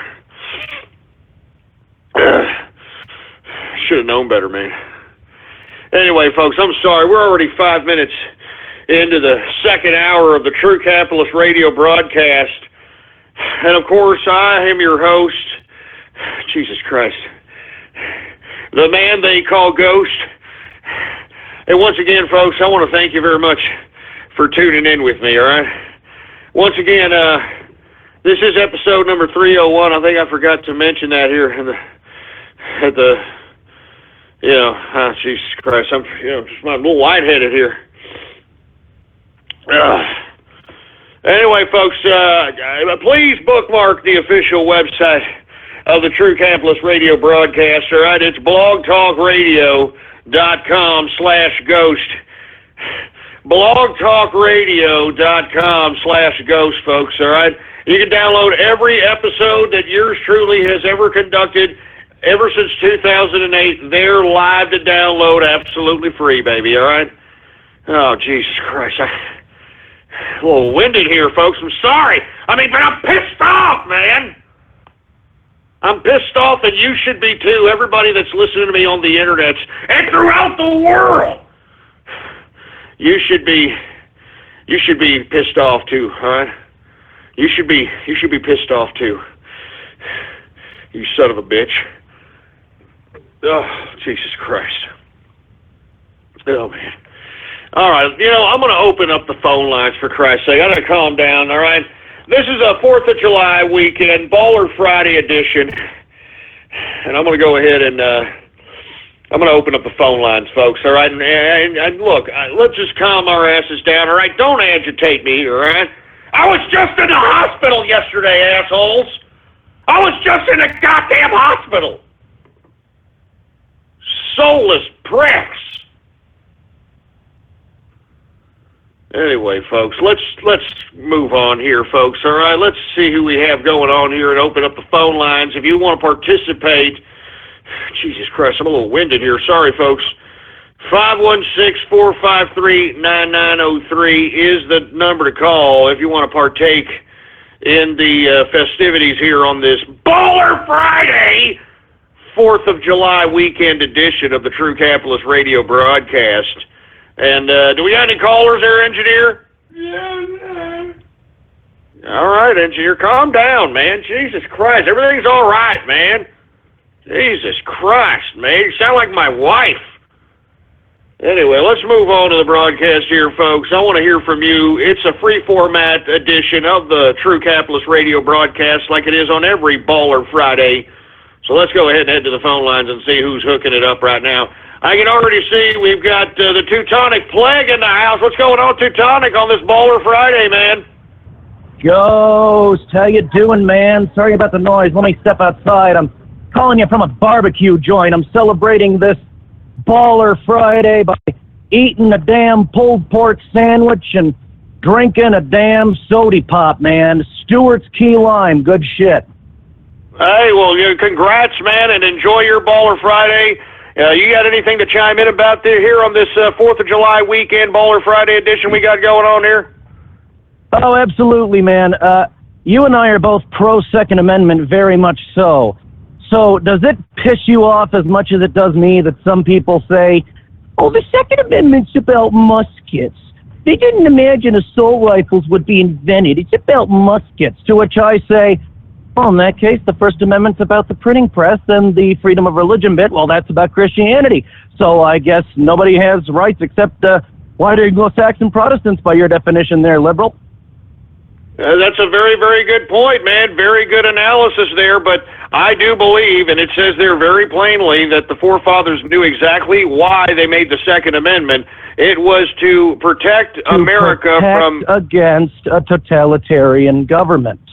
Absolutely, absolutely. And that's why I don't think there should be any limits on the Second Amendment. I encourage everybody to practice the Second Amendment. Get yourself as many firearms as you want, as much ammo as you want. I don't care about magazine capacities, or I don't even care if they're fully automatic or semi-automatic. The bottom line is that everybody needs to protect themselves, especially when you've got this liberal administration who they're blatantly criminal, blatantly corrupt, And moreover, bringing in the problem of the wild Yehudis that, and if you want my personal opinion, Teutonic Plague, I honestly believe that we may see a false flag or some level of terrorist act this weekend. And the reason I'm saying this is because of all the corruption that has been put forth in the media, and they need cover. You know, Barack Obama needs cover, and of course the Democrats need cover. They're in power. Clinton needs cover. Absolutely. And I believe that that's going to happen this weekend. I'm not going to say I have any inside knowledge because I don't, but I mean, these types of things coincide with, you know, these types of media potential indictment influenced corrupt politician situations, if you will. I vaguely remember when Bill Clinton was going to be indicted or was involved in the whole situation as it related to him committing perjury in relation to Monica Lewinsky, and it wasn't but a few days later the Oklahoma City bombing happened, and I don't want to get into the technicalities of what I believe happened at the ATF or federal building out there in Oklahoma City, but that's basically what happened, and I just don't want to... Sorry. Go ahead. Speaking of the Oklahoma City, excuse me for interrupting, but it needs to be said. Speaking of that particular incident, on the news, you remember it said something to the effect of Mr. McVeigh, Tim McVeigh, worked alone and his accomplice got life in prison. Please explain to me how that makes sense at all. You know, it doesn't make sense. I believe that McVeigh, if he had something to do with it, it was a very light capacity. He was probably one of the few people conducting the operation that had to take the fall, if you want my personal opinion, because the operation in general, and look, I've done some extensive research on it. I don't want to get into a debate on what I believe happened there, but whatever happened there, it happened, and it basically deviated the mental consciousness of America from the illegal activities conducted by Bill Clinton at the time. So I believe, in my personal opinion, given that this is 4th of July weekend, and you've got these liberals bringing in a bunch of wild Yehudis at the taxpayers' expense at $20,000 a pop to bring them here, and then once they're here, they're automatically given welfare, food stamps, you know, free housing, free education, free health care. I believe this is a recipe for disaster, and that's why I suggest everybody to practice their Second Amendment and get themselves armed as soon as possible, because I believe there's going to be something happening this weekend, and I believe that it's going to be a direct consequence of taking people's minds off of what Bill Clinton did, which is a vulgar display of power, going into the plane of one Loretta Lynch. And I don't know if you heard the show earlier. I believe that he believes that he has that much bodies on the Obama administration. He's that ballsy to go up and basically, in my opinion, I think he threatened Loretta Lynch and had a message for Obama and said, hey, you indict Hillary, we're going to call you, Obama, as the first witness to testify, and you are complicit in whatever is alleged by the FBI or by your Justice Department, because I emailed you several times. I emailed you documents. I emailed, you knew about this server, and you are directly complicit with this email scandal that your administration is going to charge me with, which they're not gonna. Absolutely. And allow me to introduce you to a phrase, I believe Mr. Hegel said it, thesis, antithesis, synthesis. The government is bringing in these migrants, these wild Yehudis, these known terrorists, so they can commit terrorist acts. The government blames the guns and convinces the citizens to give up their freedom for safety. And of course, as Ben Franklin said, those who would sacrifice liberty for a bit of personal safety deserve neither freedom nor safety. And so they're doing this, and their solution is, well, if the citizens, basically surrender your rights and do what we say and be sheeple, we'll protect you, we'll be your friends. I mean, yeah, we're going to have to shove a camera up your ass to make sure you don't go a la snack bar, but hey, and that's their solution. Yeah, that's a very good point. Hey, stay right there. We'll get you in on Radio Graffiti in the third hour. Enjoy your pork sandwich and your Baller Friday there, Teutonic. But let me tell you something right now. I'm glad you were quoting the Hegelian philosophy, because that is a part of the Hegelian philosophy, and that's why when I talked about communism and about the leftist ideology, they believe that through the dictatorship of the proletariat that they can force the Hegelian dialectic at a more rapid pace, as opposed to allowing the philosophical idea of the Hegelian dialectic happen through the natural chain of events. So, but I don't want to get into a whole conversation about Marxism or anything of that nature. But moreover, folks, as I was talking to the Teutonic Plague, I genuinely believe that something is going to happen this weekend, folks. And I'm not trying to wish it. I don't have any direct knowledge of anything. But, folks, this kind of pattern happens all the time. And, you know, this is what makes me such a great prognosticator. Some people ask if I'm psychic. Some people ask if, you know, I'm inside or whatever the case might be. Folks, I mean, there's patterns to everything. That's why history is so important to learn. You notice that they're trying to eliminate the whole concept of learning history in schools out here. And the reason is, folks, is because they don't want you to know that the more things change, the more they stay the same. All right? And that's all there is to it. That's why, you know, it's very easy to be the prognosticator of prognosticators if you know the empirical data, if you know the statistical data, and you can, you know, identify certain patterns within the data. And moreover, human intelligence also plays a factor as well, folks. So anyway, with that being said, I know that this is going to be a heavily traveled holiday weekend. I strongly advise everybody to please be careful, be on the lookout for any suspicious activity, be on the lookout with anybody, for anybody. I mean, even if they look like undercover agents with radio strapped to their pockets, or if there's wild Yehudis with backpacks, or any nefarious-looking person, be sure to identify it and then move away from the threat, and then try to tell somebody or as many people as you can, so that you know, you could be the first one to identify what was actually going on. Because in my personal opinion, folks, I believe that if something does happen, it's not going to be a real attack. It's going to be much like what is unraveling here in the Orlando shooting. And, you know, I know I'm going to get a bunch of tinfoil hat tweets, which I don't really care. But this attack in Orlando was an utter false flag. There was no bodies. I mean, you're talking about 49 people, no bodies. I didn't see anybody, you know, being rolled out. All I saw was a scene as if it was put together. R.T. Rupley just happened to be in that damn, in back of that freaking Radio Shack across the street from the Dunkin' Donuts, happened to catch supposed victims being carried out, but they're not being carried out of the club, they're being carried to the club. And I've highlighted that over and over, and I'm glad more people on the internet identified that and a bunch of other things that are just unbelievable anomalies as it relates to this shooting. Now, whether it's real or not, it really doesn't matter, folks, because I've alluded to this time and time again.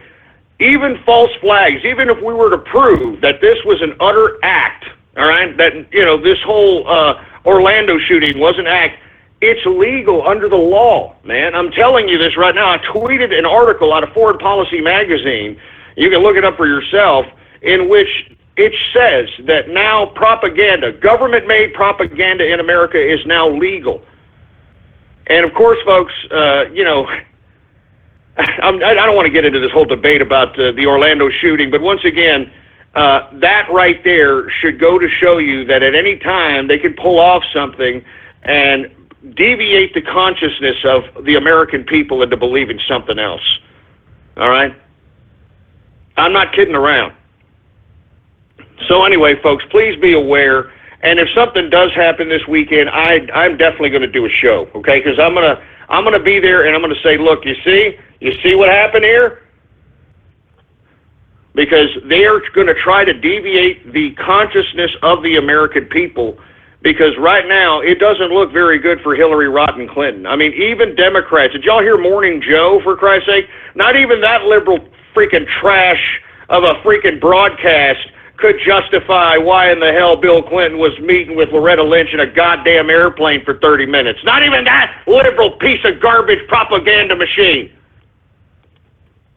So anyway, that's what I'm saying, folks. Anyway, let's continue going, folks. 516-453-9903. We're taking more callers here. It's a free format Baller Friday. All right, on this 4th of July weekend edition of the True Capitalist Radio broadcast. All right, let's see who else we got going on over here. How about area code 309? You're on the horn. Hey, Ghost, how you doing, man? It's good to speak to you again.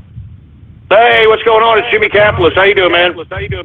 Yeah, I'm not too bad, man. You know, having a good Baller Friday. I'm hoping you're having a good one, too. Oh, hey, I'm having a great Baller Friday, man. I mean, really, really excellent. What's on your mind on this Baller Friday edition here?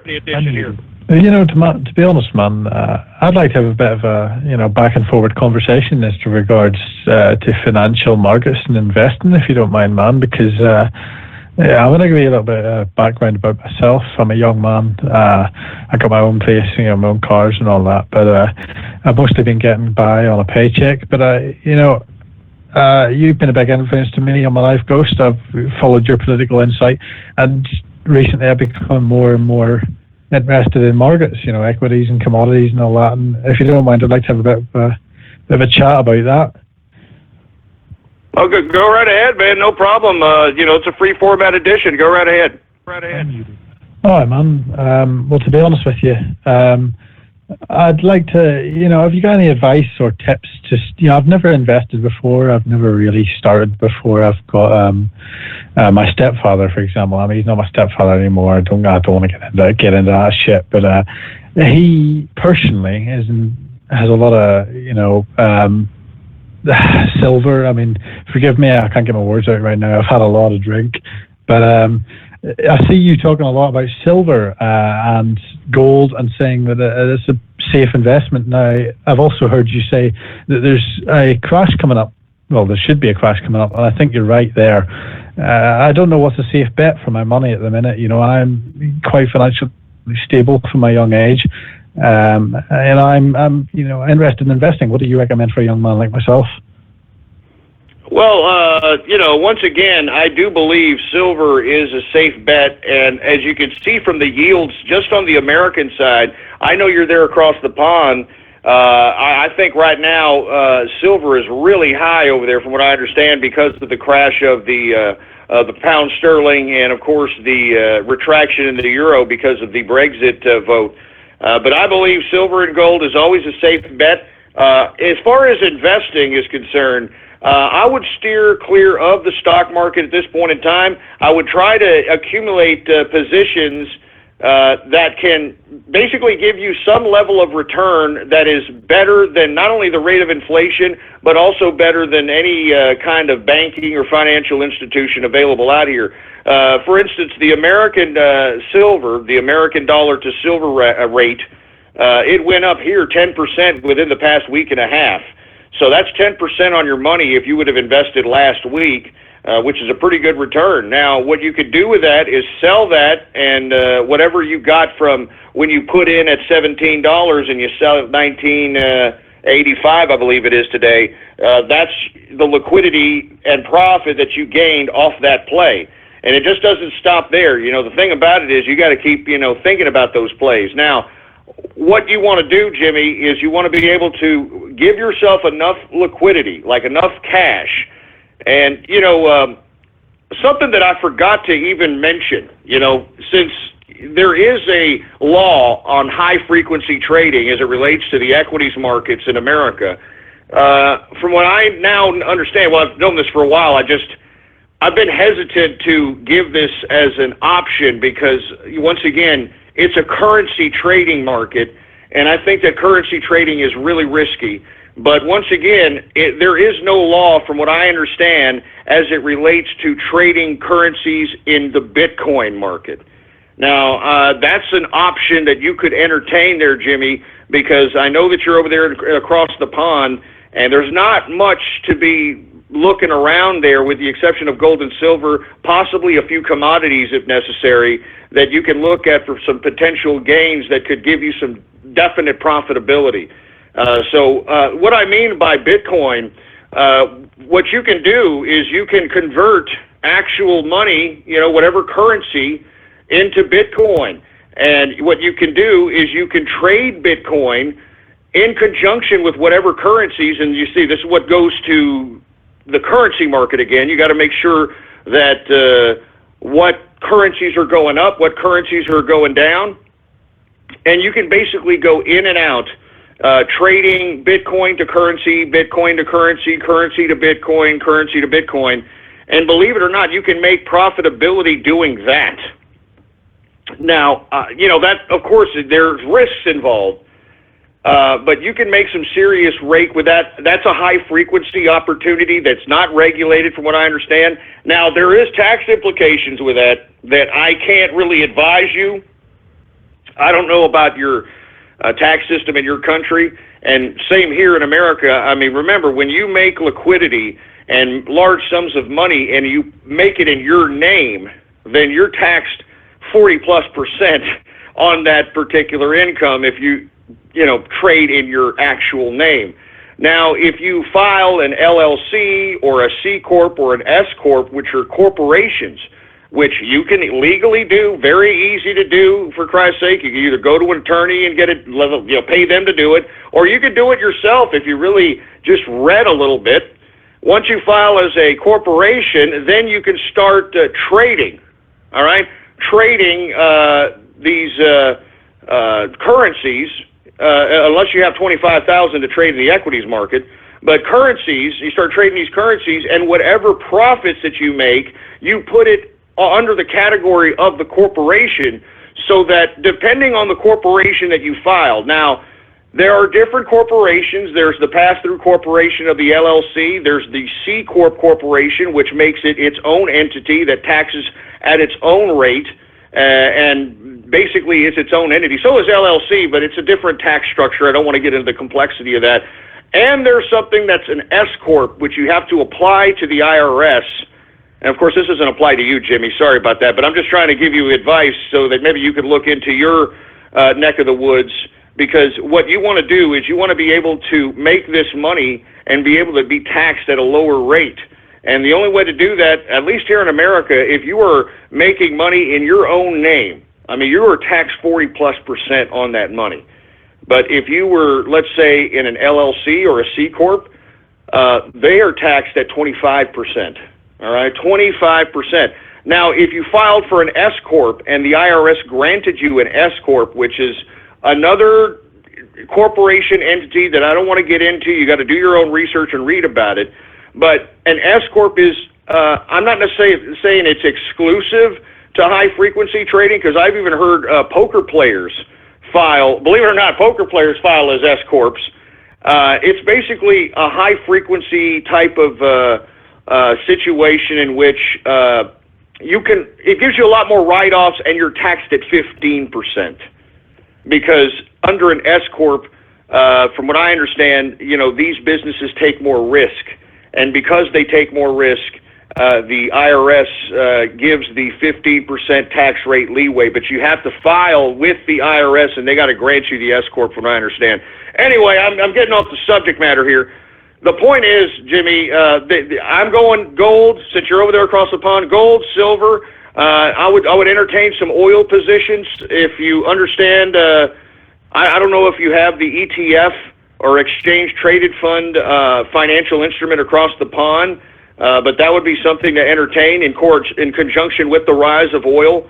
I would entertain the Bitcoin frequency trading. I know that there are people that do it consistently. I do it occasionally, for Christ's sake.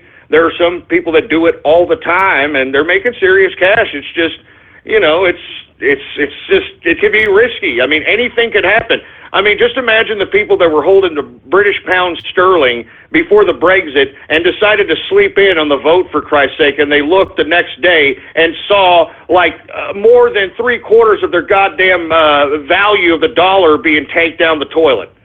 I mean, that's the kind of risk you take in the currency market. Same thing with Bitcoin.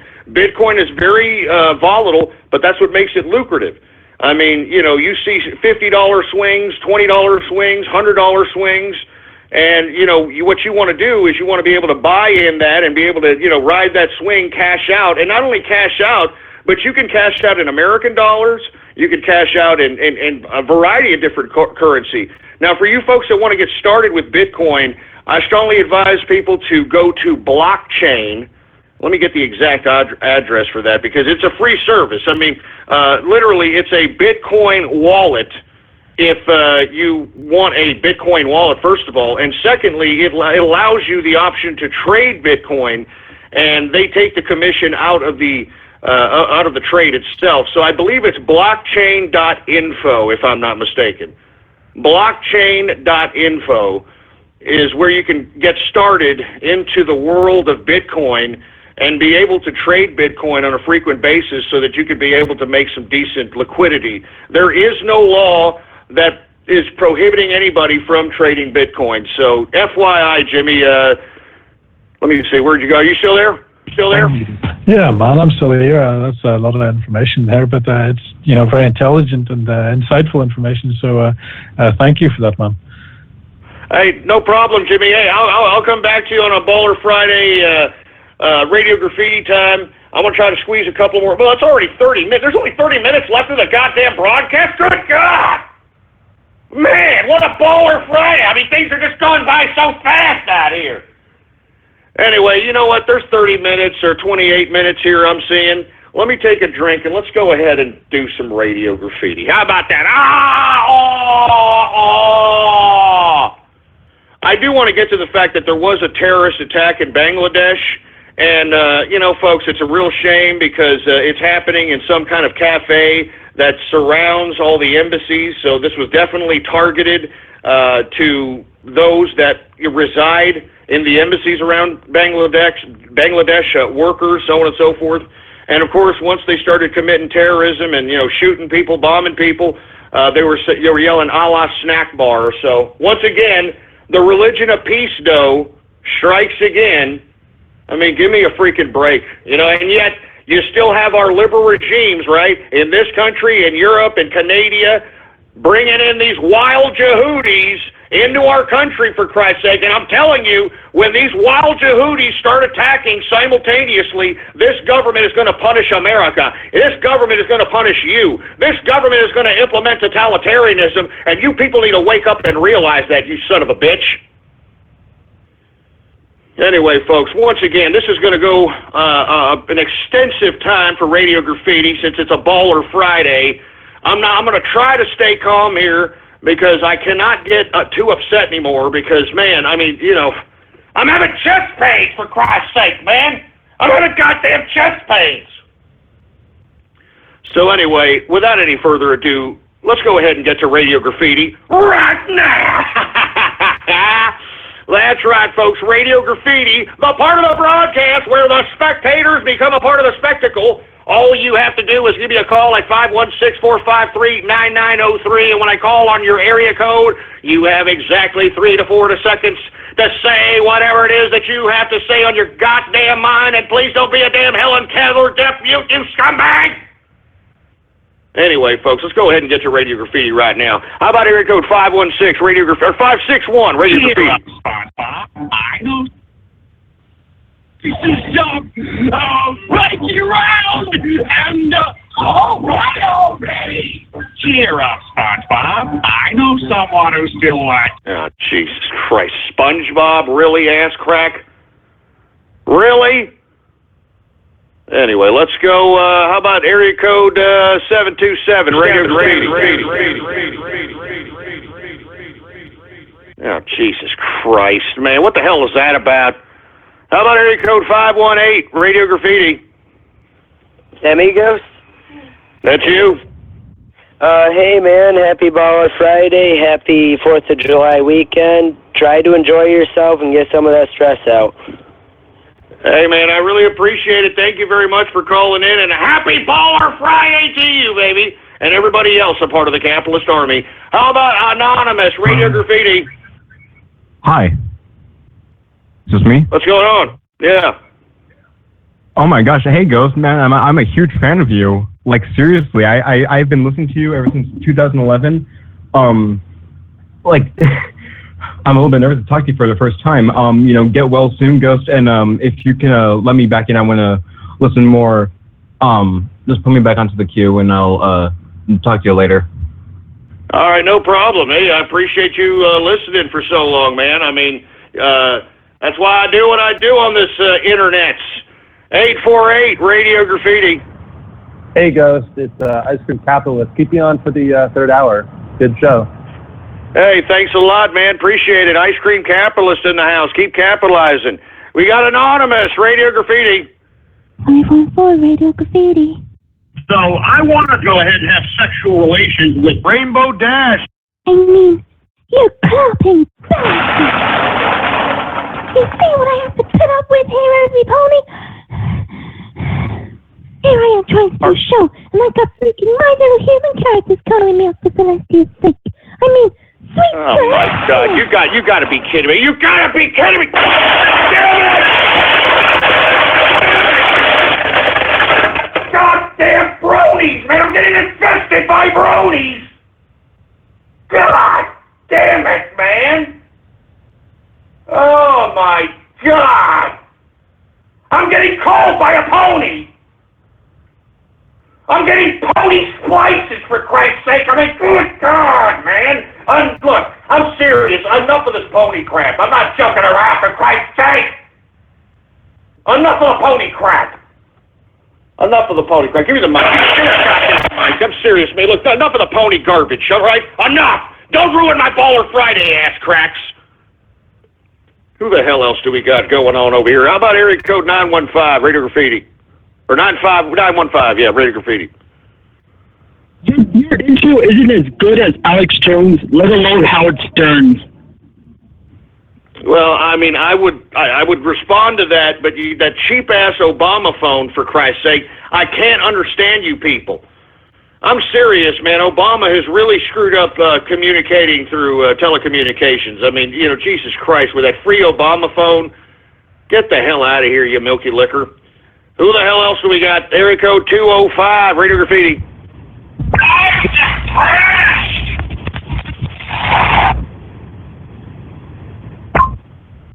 Oh, well, that's great. All right, I am somewhat depressed, for Christ's sake. I mean, look around you, for Christ's sake. Look around. 269, Radio Graffiti. Ghost groaned in pleasure as I slowly deep-throated his cock, craving his mayonnaise. Oh, Jesus Christ. No, don't, you stupid fruit bowl. Take about 10 steps away from my freaking butt crack with that talk. Fruity, man, fruit bowls. 248, Radio Graffiti. Ghost, can I have the butter out of your ass crack, and can I have the butter Oh, from Jesus the Christ. Enough of the fruit boldness. You're fruiting up, man. Look, assholes, all right? Look, this is a Baller Friday, all right? 4th of July weekend edition. The last thing we need is to turn this into a goddamn fruity-ass fruit bowl Friday. Fruity-ass gay fruit bowl Friday, for Christ's sake, man. Enough of the gay talk. Enough of the fruit bowl talk, all right? I'm serious. Bleh.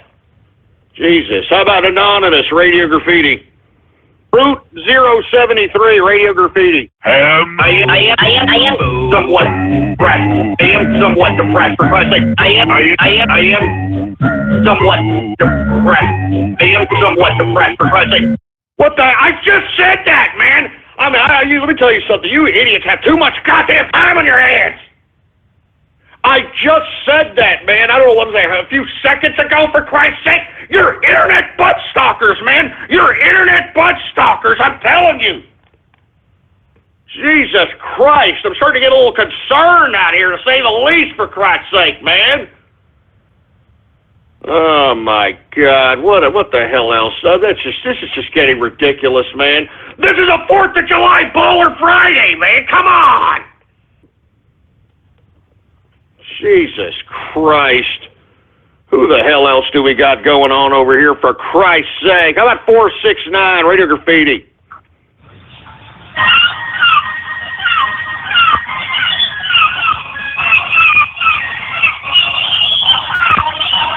What the Jesus Christ? What is that, Flipper?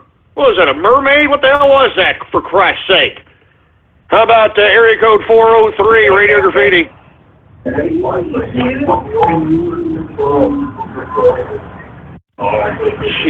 I mean, are you kidding me? You're watching TV and listening to me, for Christ's sake, you son of a bitch.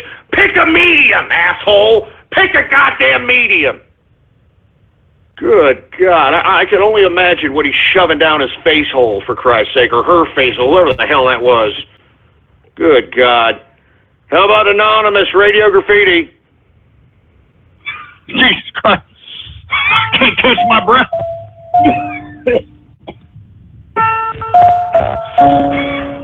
I can't catch my breath, for Christ.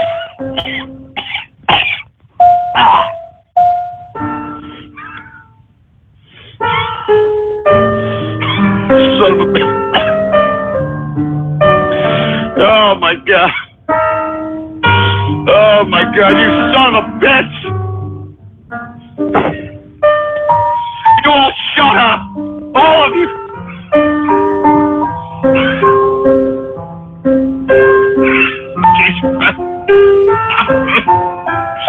I can't catch my breath. You know, hey, turn it out. Shut up. That's not funny, asshole, all right? That's not funny, all right? If y'all didn't listen to episode 300, for Christ's sake, I mean, I honestly believe that was a little bit, to say the least, a little bit of a contributing factor on why I had to visit the hospital yesterday.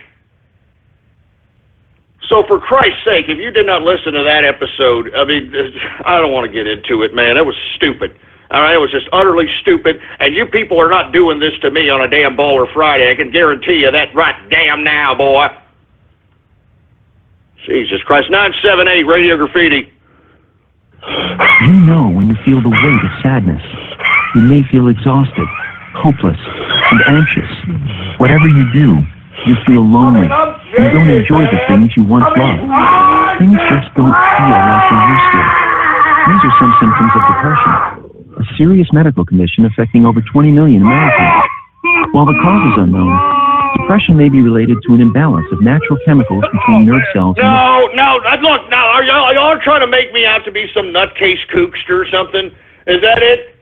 Are y'all making me out to be like Glenn Close's sister or something like that? Is that what y'all are trying to do? Make me out to be some kookster? Look, I've got a little bit of anxiety, all right? It's obviously manifesting in psychosomatic symptoms of chest pains, all right? All right, that's all there is to it. I just need to double down on the goddamn Johnny Walker Blue Label. That's all I got to do, all right? I'm not going to take no goddamn Xanax or any of these goddamn psychotropics, all right? I'm not going to do it, boy. I am not going to do it. Son of a bitch. Anyway, who else do we got going on over here? We got area code 919, Radio Graffiti. I say fuck the trolls, Ghost. Fuck them trolls good in the ass. They're stupid. Oh, great. That's just perfect, you fruit bowl. Jesus Christ. I wouldn't be surprised if you're calling from a damn shit stall in the damn public bathroom waiting to sniff somebody's underpants, you sick pervert. Who the hell else do we got? We got Anonymous, Radio Graffiti. I mean, hell, in my personal opinion, Bernie Sanders is a good piece of ass. Oh, shut up, you dumb asshole. Stupid Uncle Bernie, for crying. I'm tired of hearing about that son of a bitch already, all right? I'm tired of hearing, hey, I'm Bernie Sanders, and I want you to come over here, and I want you to sit on my lap, because I'm Uncle Bernie. That's right, I'm Uncle Bernie. Keep donating to my political campaign, even though I'm doing nothing, and I'm riding in fast, expensive sports cars, because I'm Bernie Sanders. I didn't have a job until I was 40, and look at all these dumb kids that don't have jobs. That's why they're swinging from my Johnson. All right, so come on over here and come and sit on Uncle Bernie's lap. That's right, come on over here. Now take your underwears off. Oh, there he is.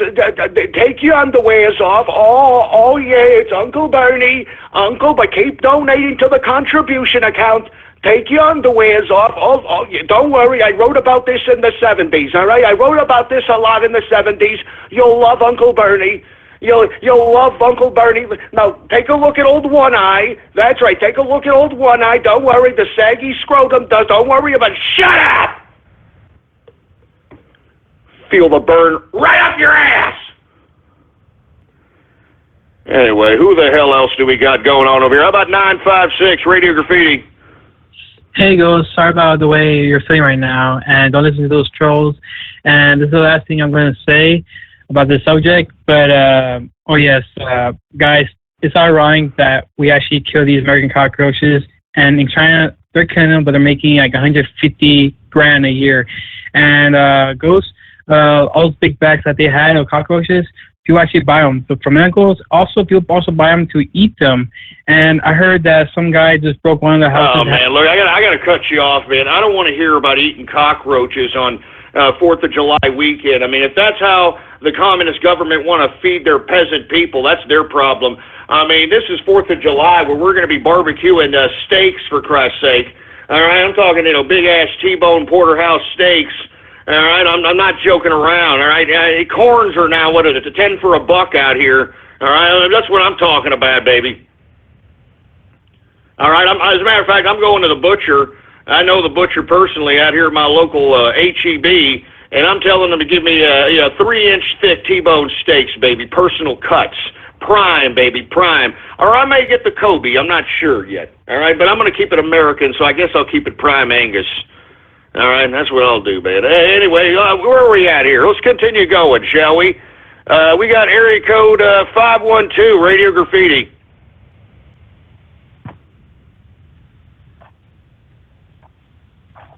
All right, just playing with your Peter Popper out here in Austin. How about area code, who else do we got?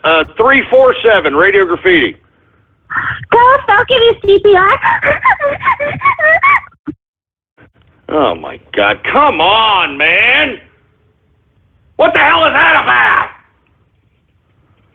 Area code 309, Radio Graffiti.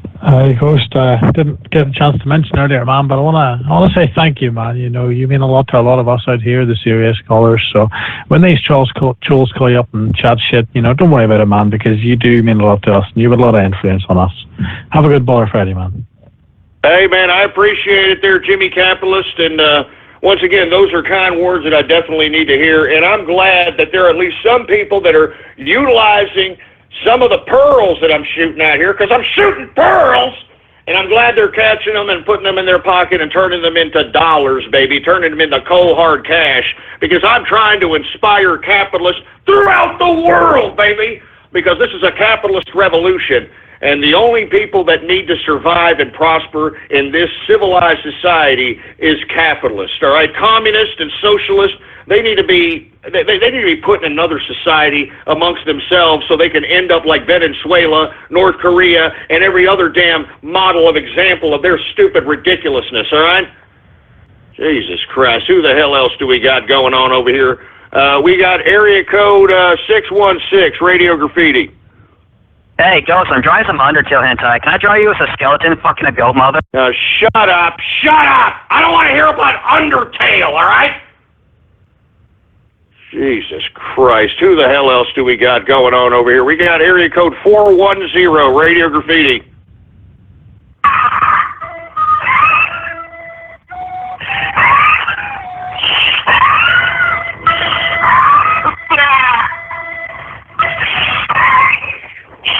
Look, that's really not funny, assholes, all right? I mean, seriously, that is not freaking funny. That's not funny. It's not funny. I'm serious, man. Cut the crap with the jokes about me having a little bit problems breathing on episode 300. It's not funny, assholes, all right? We got area code 425, Radio Graffiti. This is True Hambone Radio. True Hambone Radio. I am your host, the man they call Ghost. Badass of eating butter. Give him butter or give him death. That's it. Period. Broadcasting from a hospital in beautiful downtown Austin, Texas. The butter, asshole! Shut up! You asshole! I swear to God! Now for your host, the man they call Ghost. Jesus Christ! I mean, how old was that kid? That sounded like an 8-year-old troll, for Christ's sake, redoing my intro. And what did I tell you? What did I tell you, pricks, about redoing my intro? That's the greatest intro in radio today, and you're ruining it. You're ruining it! You're ruining it! God damn it!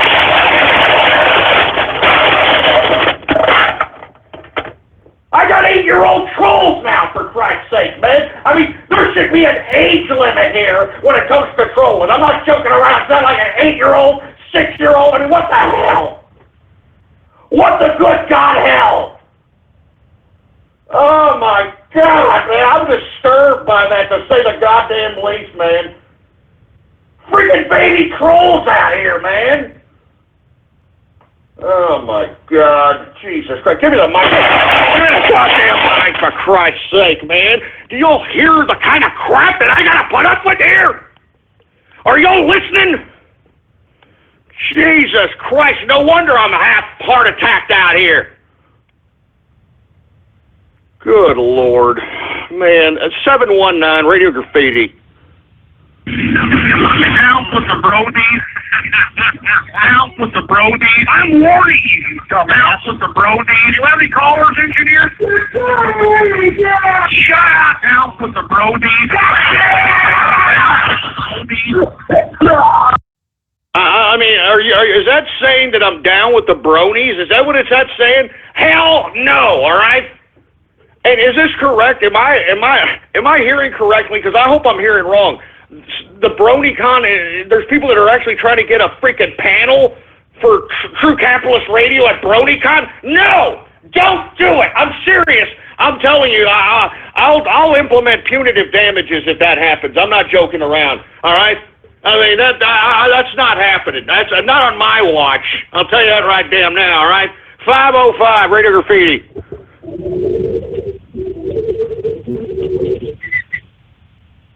Oh, Jesus Christ, with your goddamn Obama phone, you stupid milky-licking piece of trash. Who else do we got here? How about Anonymous, Radio Graffiti?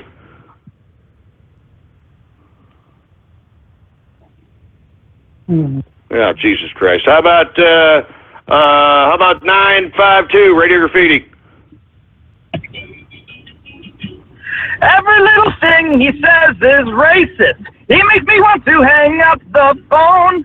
How can one person be such a bigot? What do you expect from a ham bone? Shut up, asshole. First of all, I cannot believe after all the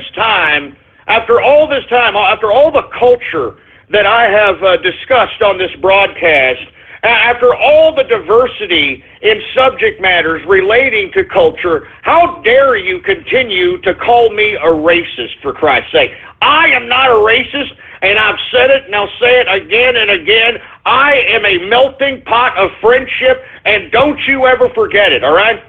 I mean, once again, I don't know how many times I got to explain this. I happen to have a whole bunch of friends that happen to be black, all right?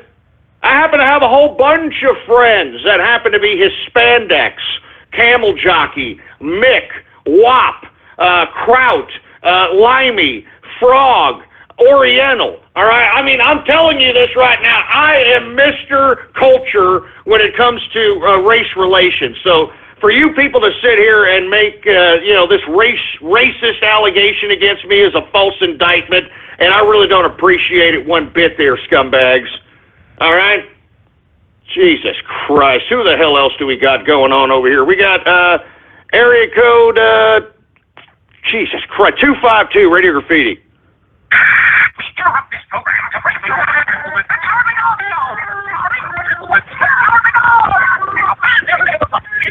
Jesus Christ, what the hell is that supposed to be, for Christ's sake? We got area code 580, Radio Graffiti.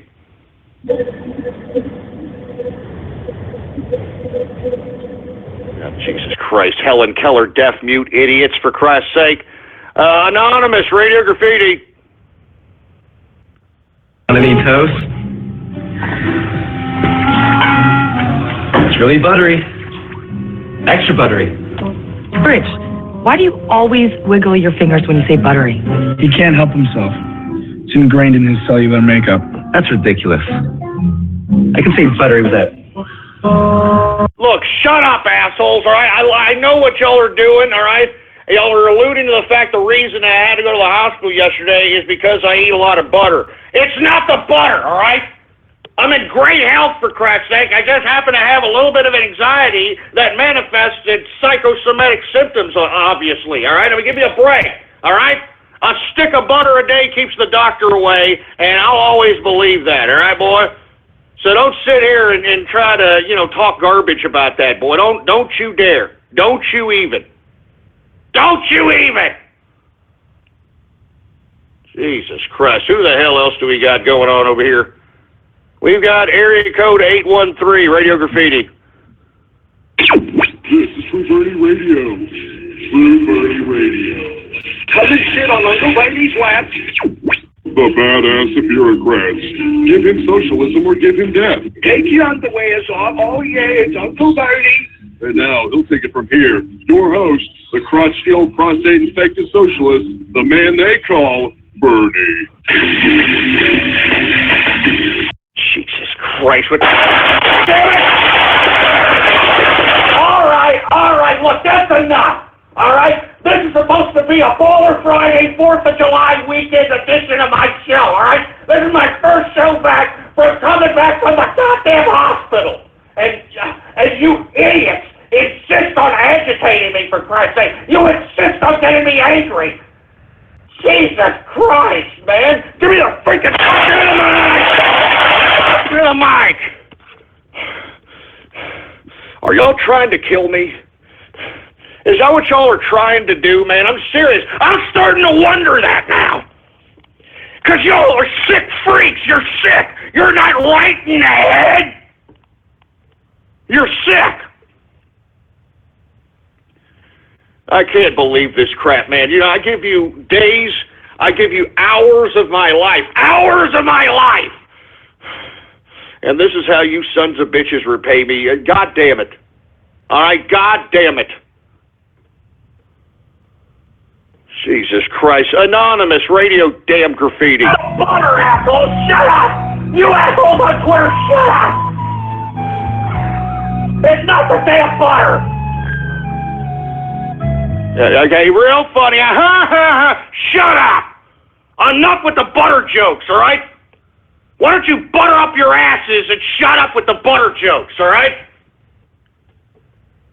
Jesus Christ. Another anonymous Radio Graffiti. Route 073, Radio Graffiti.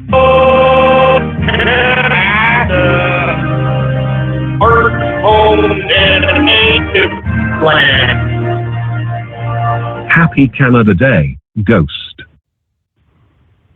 Oh, happy Canada Day. Oh, that's great, huh? Even though Trudeau is taking a dirty yellow bubbly piss on Canada by bringing in a bunch of wild Yehudis so everybody in Canada can be refugee pubic hair inspectors, courtesy of the goddamn Canadian bacon, moose humping, maple leaf up the ass having government. Yeah, happy Canadian Day there, boy. Who else do we got? We got another one more anonymous, Radio Graffiti.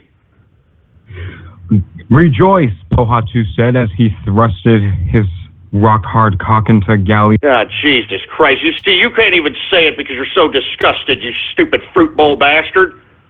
One more anonymous, Radio Graffiti. Taller than the gnome, weighs 300 pounds, he's a freaking ham bone. Eating sticks of butter from his trailer park home. Talks about the markets, wishes he was Alex Jones. Wears a tinfoil hat, he's got an extra chromosome. Talking to Teutonic when he is a football. Has no life, he just runs the dumb show. Beats the engineer for not smoking his pole. Bought a can of beer, got his DNA stole. Takes his... All right, that's it. That's enough. I'm sorry. Damn it. That's it. I'm done with this crap. I'm glad the live show is finally ended, for Christ's sake. I don't know if I should do a third hour. And if I do, it's going to be very, very short. I can guarantee you that crap. I can guarantee you that. You ruined my Baller Friday, assholes. I don't understand why you people insist on doing that. Give me the mic. Give me the goddamn mic. Let me tell you something, you scumbags. You people have ruined my goddamn Baller Friday, 4th of July weekend edition, all right? So go screw yourselves. All right, I guess I'll be back on Monday, all right? 4 p.m. Central Standard Time every Monday through Friday blogtalkradio.com/ghost is the official website. And follow me on Twitter, assholes, just in case I decide to have a spontaneous Sunday edition or Saturday edition. Politics Ghost is the name to follow. All one word, no underscores. Politics Ghost is the name to follow, all right? I'm not joking, for Christ's sake. So, once again, I will be back, if not this weekend, on Monday. Make sure to spread it around like wildfire and let everybody you know on the social medias, on the forum post, on the blogs. I mean, let them know that we are affected in the house every 4 p.m. Central Standard Time, Monday through Friday. Happy Baller Friday, baby!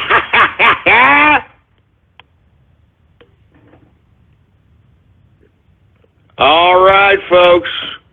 Thank you once again for tuning in with me to another edition, and this is the post-show edition of the True Capitalist Radio broadcast.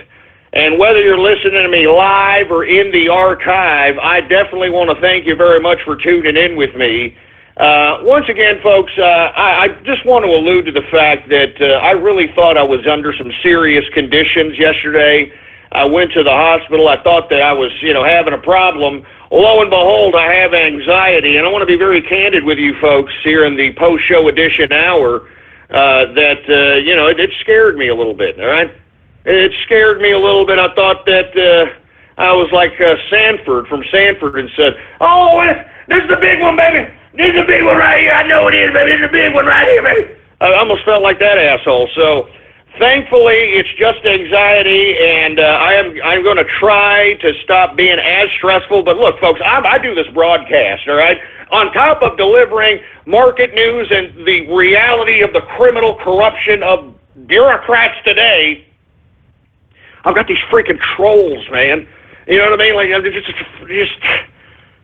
hear them, right, folks? I mean, give me a break. I mean, I've been dealing with these trolls, folks, since like 2009, man. I'm not kidding around. All right? And they've never stopped ever since, man. I mean, I even took a 5-year hiatus, and they're still around. All right? They're still goddamn around, and it makes me sick. Anyway, once again, after the 7 hours and 8 hours I was sitting around having all these tests, having these goddamn white coats juice my goddamn insurance because of the way Obamacare is structured. And look, folks, what I mean by that is that these hospitals, they know when they've got a sick person, or these doctors, when they know that they've got a sick person, they're just going to juice. They're going to juice the hell out of their insurance company. They're going to take every goddamn test. They're going to take it's the most racketed scam of all time. I'm telling you this right now. I saw it for myself, all right? I saw it for myself.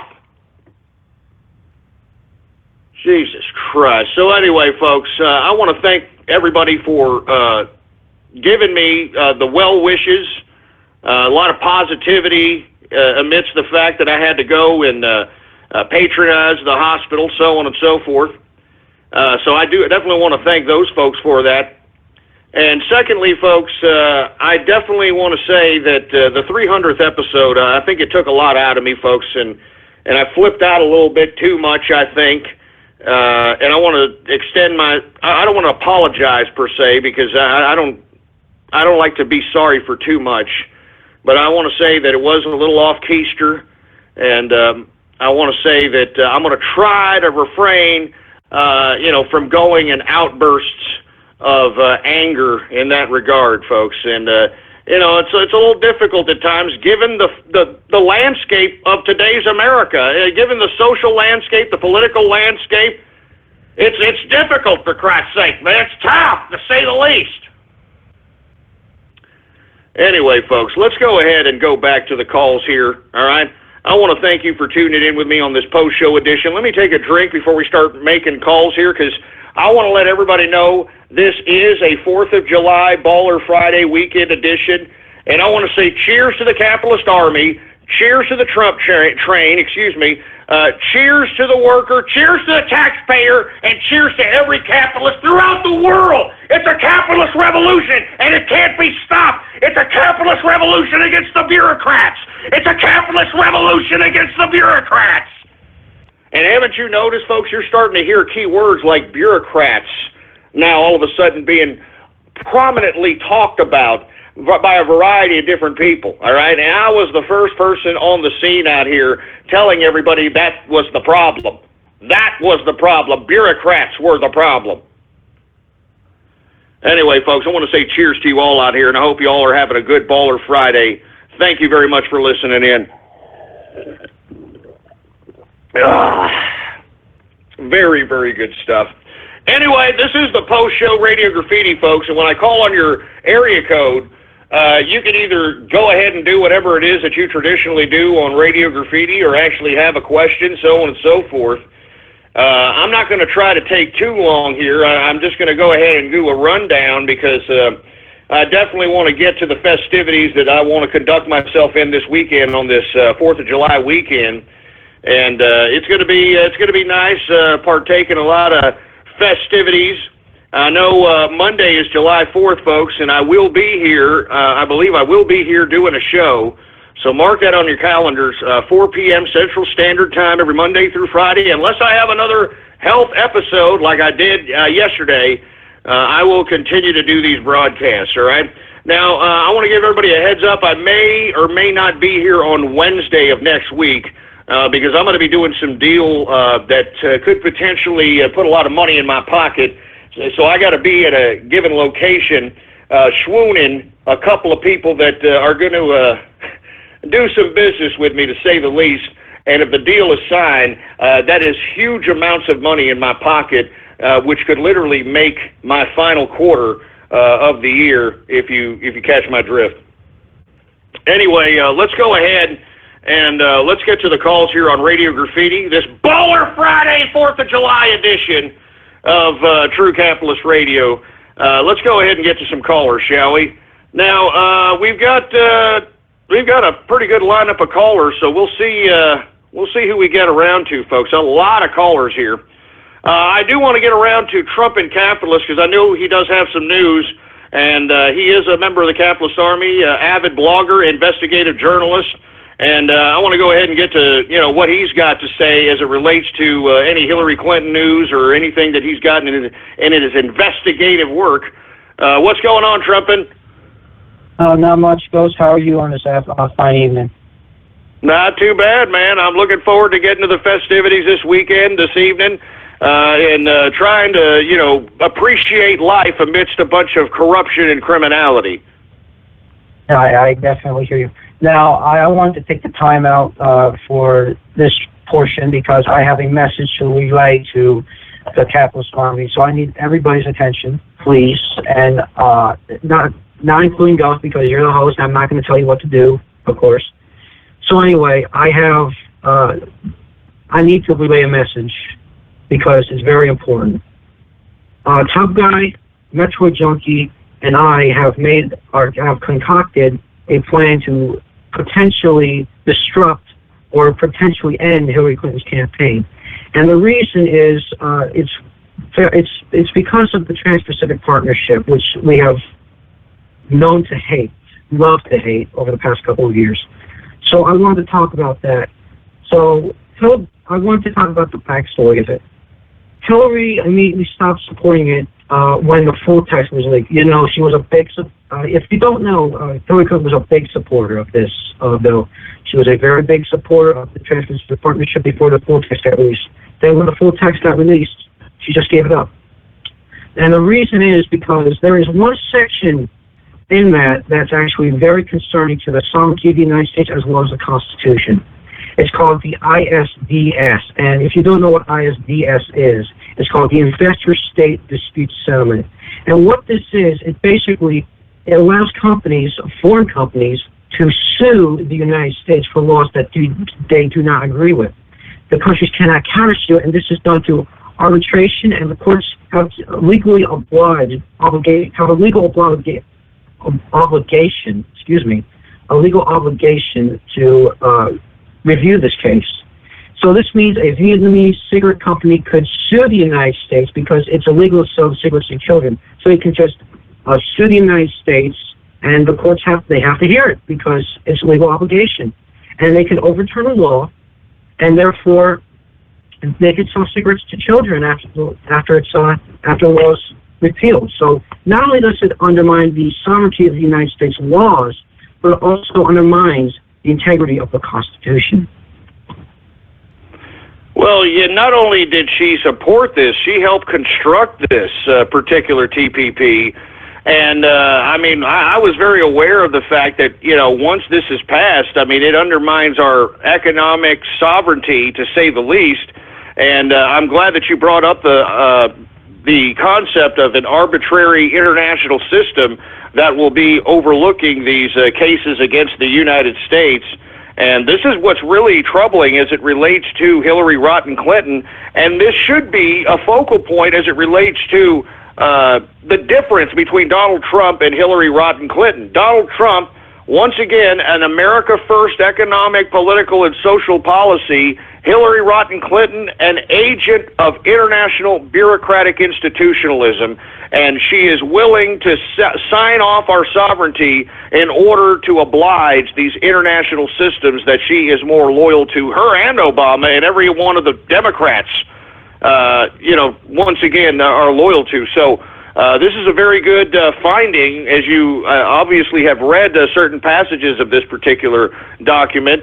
And, these are the kinds of things that we need to put out on a consistent basis. Now, what is your plan of action in relation to making sure this particular information is amplified? Well, first and foremost, me, Tough Guy, Metro Junkie all collaborated to work up this plan. So I want to give a big thanks to those two. And we need lawyers because the law in that section is very vague. And it's very hard to interpret it, and it's very hard to pick out the exact points of where it's concerning.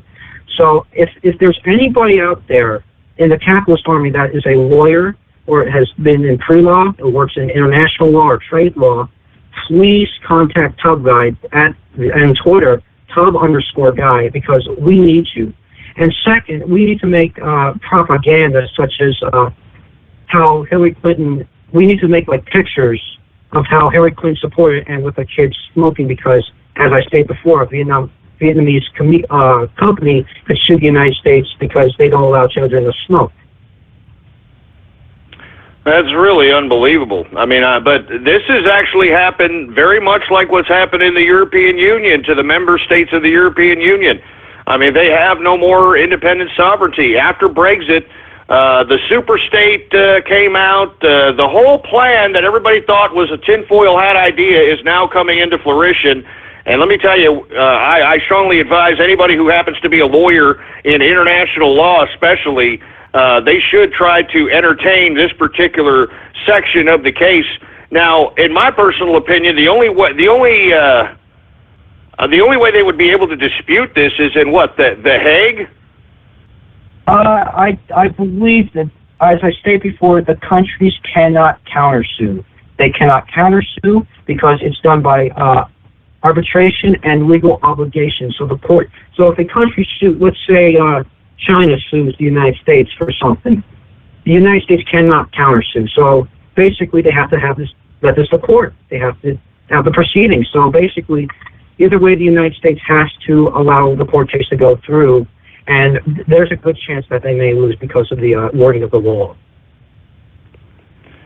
That's very, very interesting. I believe that if it was going to go into any kind of court that's on an international basis, it would be at The Hague so that it can undermine the potential signing on an international basis of the TPP based upon the clause that you elected or that you represented here on the show here just a little while ago.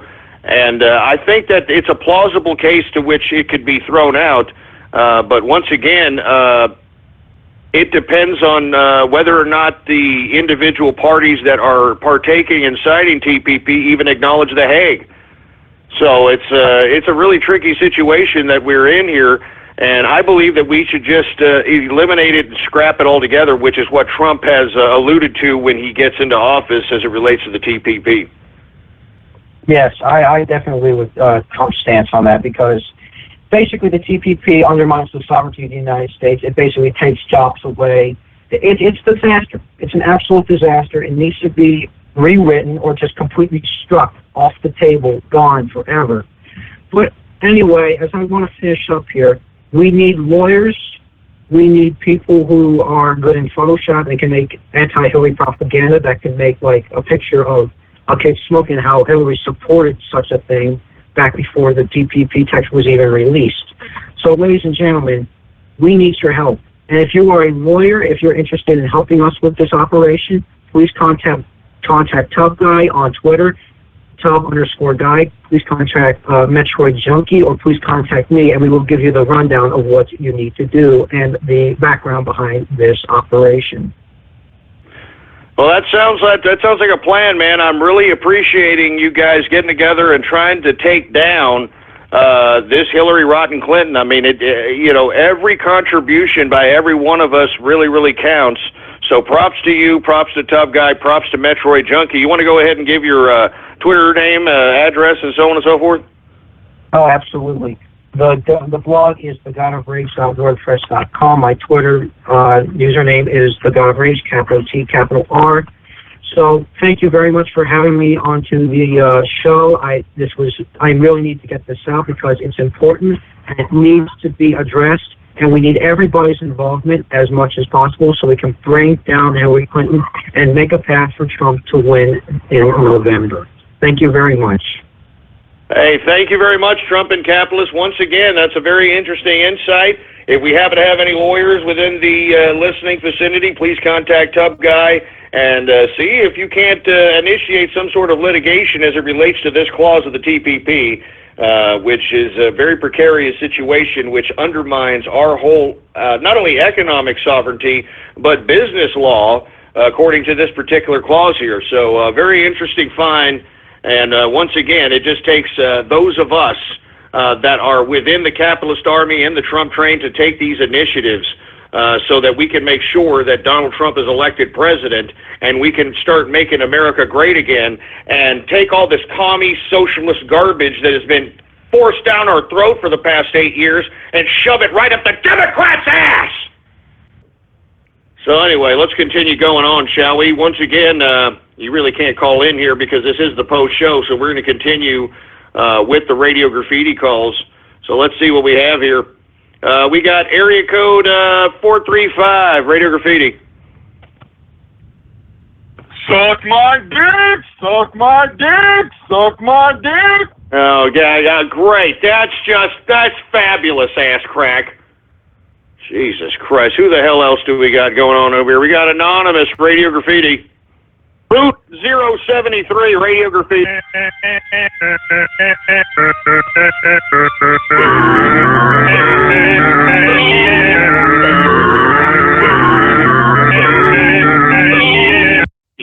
Christ, man, enough of the remixes, man! Can't y'all just give me a break for a freaking Baller Friday, 4th of July weekend? I just got out of the hospital, for Christ's sake! Oh, my God, you don't care. Look at you people. You don't give a crap. Look at them. You don't even care. Good Lord. Who else do we got over here? We got Anonymous, Radio Graffiti. Bernie Sanders, Bernie Sanders, Bernie Sanders, Bernie Sanders.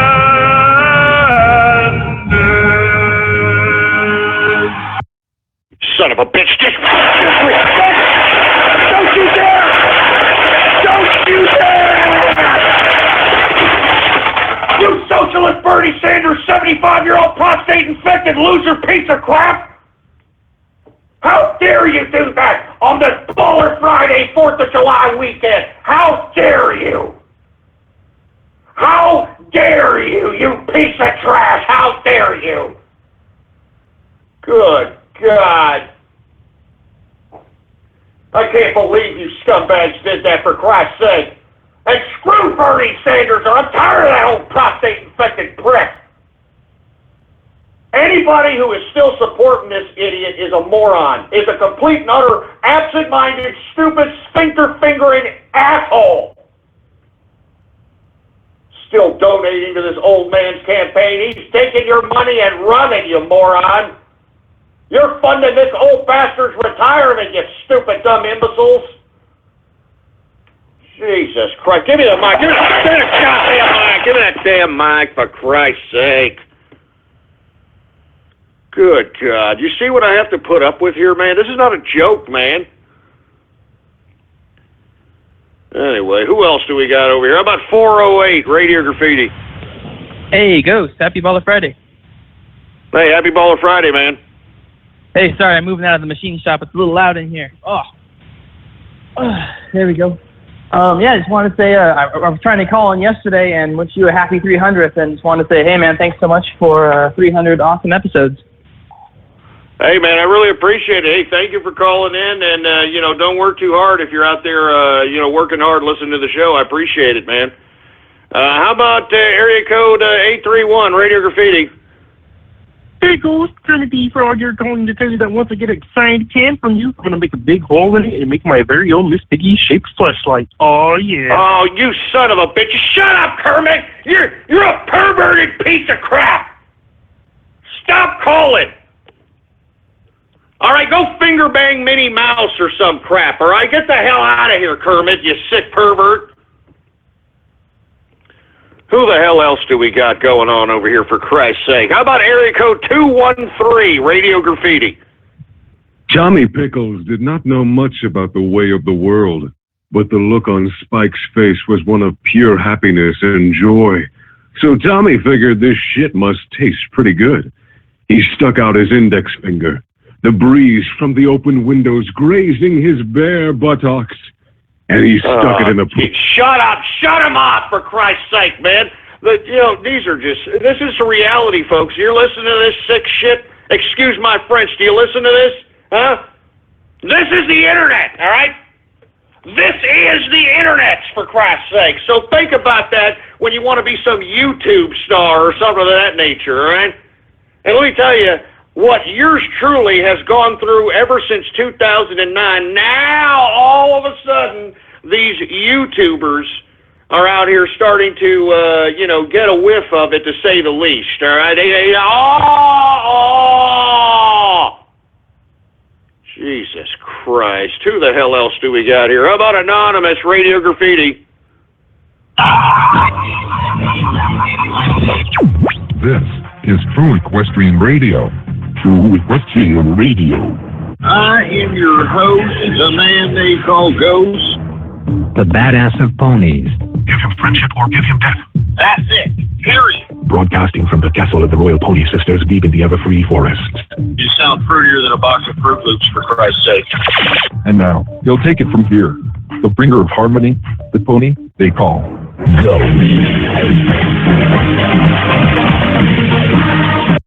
Goddamn brony! Damn it, you sick, twisted, clobber bastard! Damn it! God damn it! You clopping bastards! We're shooting pearls, but you clop and hesitate, you fruitful bastards!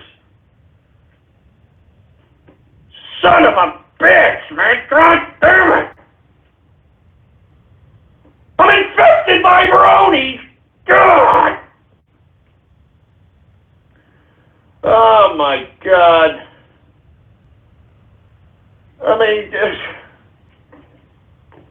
Why am I still doing this, to be honest with you? Maybe I should have taken a goddamn break. Maybe I should have taken a week off. Maybe I should have taken 2 weeks off, for Christ's sake. Oh my God, give me the mic. Give me the goddamn mic, for Christ's sake. Jesus Christ. Oh my God, what a bunch of garbage, you know that? What a bunch of garbage. Jesus Christ. 469 Radio Goddamn Graffiti.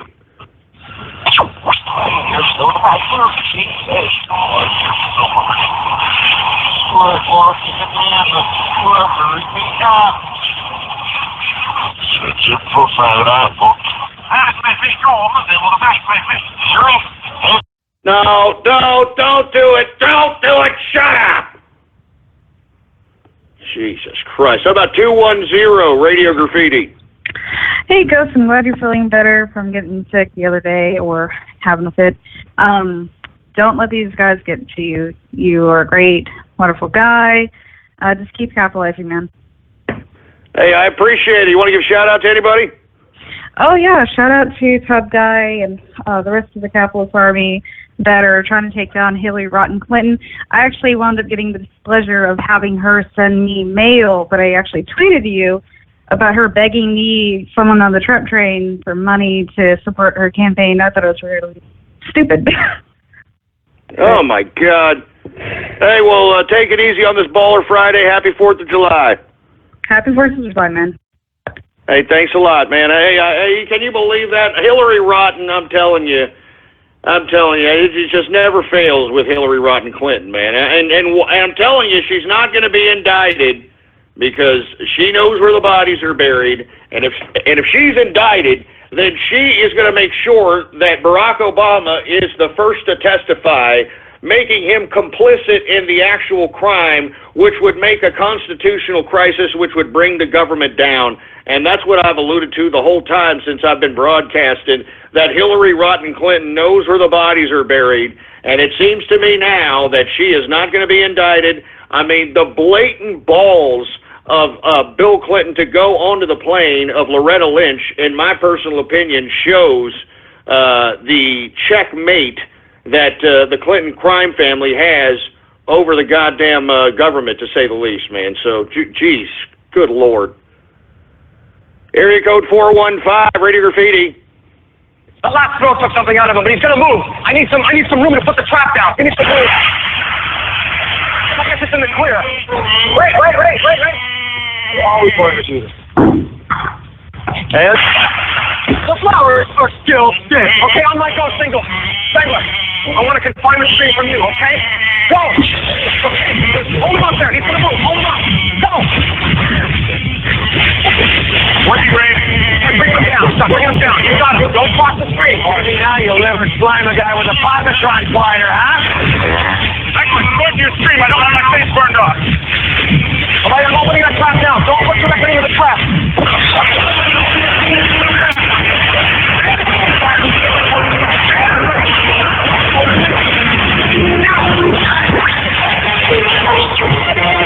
All right, we get it, for Christ's sake. And as a matter of fact, what a cinematic tragedy that the Ghostbusters franchise is going to be completely demoralized because of these freaking fatties and uglies that they got going on for the new Ghostbusters, for Christ's sake, trying to shove that down our throats like this is the new empowerment of women. You know what I mean? I mean, could you get any more stereotype, especially of the brand of women that they put into the new Ghostbusters? Really, really ridiculous. A disrespect to women, in my personal opinion, and I think it's disgusting, all right? I mean, seriously. Jesus Christ, the new Ghostbusters. I mean, I wipe my dirty derriere with the freaking new Ghostbusters, all right? Seriously. Anybody who thinks that that is going to be any inkling of a good movie, you probably are the same people who, I don't even want to go there. Let's move on to another goddamn call, shall we? How about Anonymous, Radio Graffiti? Yes, I got the permanent position. No, don't be doing that crap backwards. You understand that? Don't you dare. Don't you even dare, boy. Who else we got? We got 508, Radio Graffiti. Hey, Gus, I think all the people who feel the burn, I think we might have taken out that burn. I think we poured a big bucket of water on that burn. Yeah, I think we extinguished that burn, to say the least. And those that are still following Uncle Bernie over here, they're ridiculous. They're mindless. They're idiots. They're not living in reality. I mean, hey, this is Uncle Bernie. That's right. Come on over here. Take your underwears off. Oh, yeah. Oh, keep donating to the campaign. Oh, yeah. Oh, Uncle Bernie. Uncle Bernie. Call me Uncle Bernie. Oh. Call me Uncle Bernie. Call me Uncle Bernie. Oh, you hurt me. Oh, you hurt Uncle Bernie. Oh, Jesus Christ. Who the hell else do we got going on over here? How about 909 Radio Graffiti?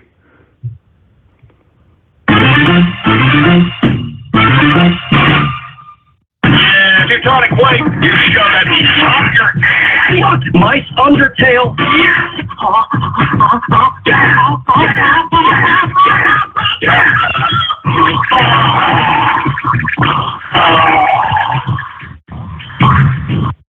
You know, you guys are sons of bitches. You know that?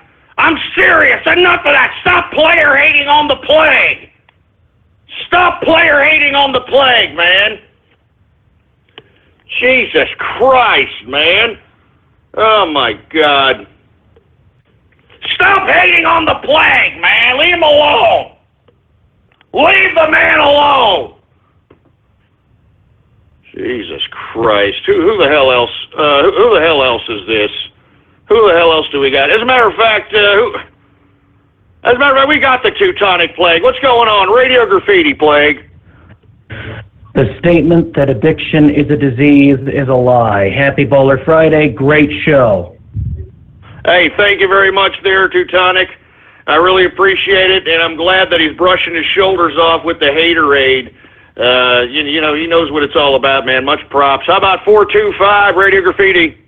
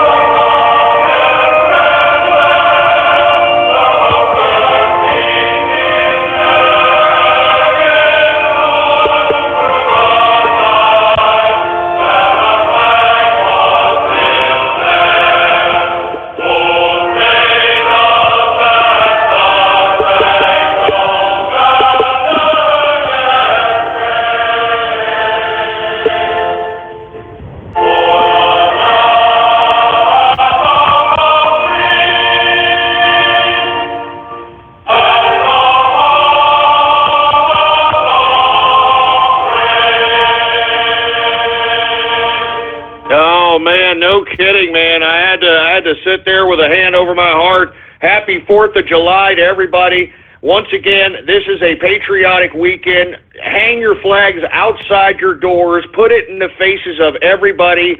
All right, we have to preserve Americana. We have to preserve the idea of our way of life, for Christ's sake. All right, we got to be like Superman, baby. Truth, justice, and the American way. You understand that? That's what we got to represent out here, and we got to keep it full throttle. Once again, I'm looking forward to this weekend. Once again, though, folks, I want to reiterate that I truly believe that they are going to pull off some kind of a false flag this weekend to deviate the consciousness of people as it relates to this Loretta Lynch, Bill Clinton conflict of interest, illegal activity. I personally believe it, so please be on the lookout for that. If by some chance something like that happens, I am going to try to broadcast this weekend in an attempt to let everybody know that we need to get it out, that this was pre-planned, okay? And once again, folks, if something does happen, I strongly advise you to take this particular episode and coincide it with whatever happens this weekend just to prove that yours truly is the prognosticator of prognosticators. I hope nothing happens, though. I really hope that I'm just, kind of overanalyzing things, but I doubt it. All right, I see there's just too much blatant corruption. You even got the left-wing media propaganda machine, MSNBC, even questioning this whole Loretta Lynch situation. I mean, it's getting stinking to high hell, to say the least. All right? Anyway, folks, let's take a couple more callers here, and then I'm going to get the hell out of here so I can enjoy my Baller Friday 4th of July weekend, baby. All right? Anonymous, Radio Graffiti. Who's that Pokemon? Oh, it's the Mudchips. It's Pikachu.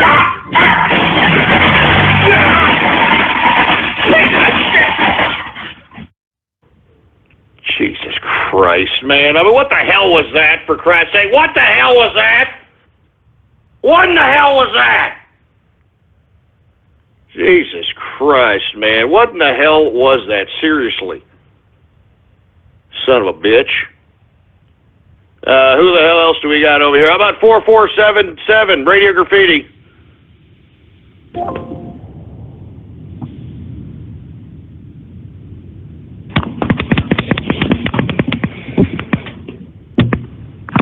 Jesus Christ, he's fapping or something, for Christ's sake. Good God! Who the hell else do we got over here? We got area code 410, Radio Graffiti. Happy 300th episode from the trans-testicle community, guys. Happy baby. Oh, Jesus Christ. Well, I appreciate your patronage, but how about take about 10 steps away from my freaking butt crack with that talk, all right? I mean, I don't care. I'm like I said, I've actually have said that the trans-testicle community should literally disassociate themselves with the LGB community, because I don't think that they are on the same wavelength as it relates to the strife that they, are putting themselves through. Now, I've gone through this time and time again. I don't want to go through it again, but I don't think it's a coincidence why the trans-testicle community is listening to yours truly, because, first of all, I'm throwing around manly dominance around these internets like it ain't shit, first of all, so I'm sure that makes them feel funny in the pants. But secondly, they understand the rhetoric and the substance that I put on the debating table as it relates to their situation. And they know that I am putting a spotlight on the fact that the left-wing liberals, they don't care about the trans-testicle strife. They just care about the political exploitation that they could utilize in relation to the trans-testicle community. So thank you there, tranny, excuse me. How about 814 Radio Graffiti? I'm having chest pain. I'm calling paramedics and your family, Mr. Miller. The phone, I can't get up. Where Savage Health immediately goes.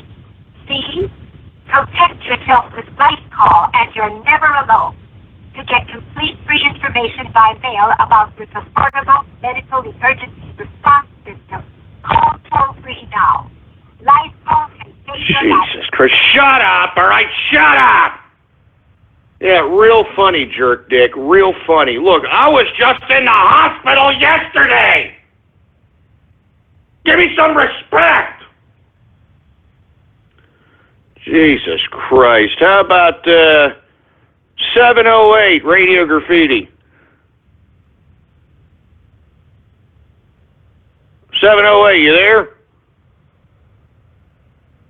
Oh, Jesus Christ. How about area code 210, Radio Graffiti?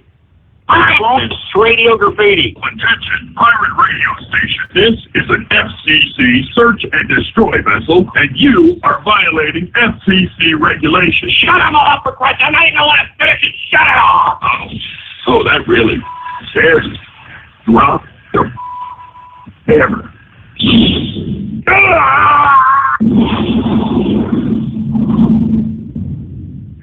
Yeah, shove it up your ass, all right? Let me tell you something. The FCC ain't got nothing on me, baby. You understand that? They ain't got nothing on me. I am practicing my First Amendment constitutionally protected freedom of speech rights, baby. All right? So the FCC can suck it. Son of a bitch. 267, Radio Graffiti. Hey, how's it going, man? How you doing? Actually, do you mind if I ask you a bit of a personal question here? I need some advice. What's that? So I'm going out to this 4th of July party Monday, right? Okay. I'm trying to pick up some girls there. I was wondering if you could, give me any advice as far as that goes. Well, it depends. How do you look as a male? I mean, do you attract women, or are you kind of meh? I'm not repulsingly ugly. I'm kind of okay, I guess. But I have I cut myself a lot, so I have like cuts all up and down my arm and stuff like that. But I'll probably that'll definitely attract the ladies. I mean, come on, why are you doing that? I mean, I don't know. I'm just really like scared and all that. But I'm probably gonna wear like a long sleeve shirt or whatever. But yeah. Well, okay. Let me explain to you how you can meet ladies. All right. First and foremost, the best way to meet ladies is to talk to them as if you're not even trying to pick them up. Okay? I mean, don't make it obvious that you want their attention. Go up to them nonchalantly and just start asking them questions about them. All right? And just act as if, you're not too interested, but you're kind of interested. Because if you look too interested, that's a turn-off to women, So what you want to do is you want to go up to them and, if you happen to be in a social situation, just talk about random observations that are around. Or try to think of something funny initially, if necessary, like, oh man, the food here, I mean, it tastes like low-grade dog food or something of that nature. And if you see like a positive reaction in the woman's face, well, then continue asking them questions like, hey, so what brings you out here anyway? I mean, this is the 4th of July, this is the festivities, and she'll answer, and then you just keep going. Just act as if it's a nonchalant conversation, and then at the same time, ask her questions about her, and then once, because women love to talk about themselves, man. I mean, just seriously, you just have to talk to them. And then, once the conversation surpasses about 10 to 15, 20 minutes, that's when you can start alluding to the fact that, hey, well, you're a very nice person. Do you think I could have your number so that maybe we could talk more about some of the stuff, or can I text you, or something of that nature? And it's as simple as that. Thanks, man. I just wanted a bit of advice. I don't know. You don't sound too confident, man. You don't think you could do it? I mean, I don't know. I've been rejected a lot in the past. I think most of the part it's just like a lack of confidence and all that shit. Unlike these other fruit balls, I'm actually trying though, right? No, absolutely. And that's another thing that you're going to have to conquer. You're going to have to conquer your fear and be confident in anything that you do, and not like stupid confidence like the asshole in what's that stupid movie? Forgot that stupid Jack Black movie with when the fat chick turns into the skinny chick. I forgot that. Yeah, I know the movie you're talking Shallow about. Hal is what I'm talking about. Yeah, Shallow Hal. That's false confidence. That's why the character Jack Black in Shallow Hal, even though he thought he was the best thing since sliced bread, and he went up to every woman, it was false confidence. Where you gain your confidence is in your own abilities. What are you good at, man? I really follow world affairs closely, and I'm a pretty funny guy. Actually, I do stand-up comedy part-time. So, yeah. All right, well, don't go too funny, because then, unless you're genuine, remember, it's all about genuine. You got to portray that you're a genuine person. Women do not like men that they know want them right away. They don't like men that they know are trying to pick them up. They don't like men that are, I'm telling you this right now, they don't like men that are acting overconfident. That's one thing women know how to do. They know how to read men very, very well. So what you have to do is make yourself unreadable to a woman, while at the same time communicating with the woman and making them believe that you're just genuinely, having a chummy conversation. And the way you do that is by asking questions about her, and then basically just conversating about anything relating to her and say, oh, you don't say. Well, that must be very interesting that you do, or what you wear, or what you're doing, or whatever the hell it is, and they'll keep talking to you, conversating, act as if you're kind of interested but not interested, and just act confident, man. Act like, and don't, that whole idea of be yourself, that shit doesn't work, man. I'm serious. Do not try to be yourself. No one likes who you are. And the truth is that women, if they wanted to act like themselves, they wouldn't, cackle, they wouldn't spackle their freaking faces with makeup and eyelashes and fake crap and fake tits and fake asses. I mean, you have to be somebody who is a confident man, and you got to find that confident man within yourself. All right. Now you say you cut yourself a lot, which is something that you need to figure out why you're doing that.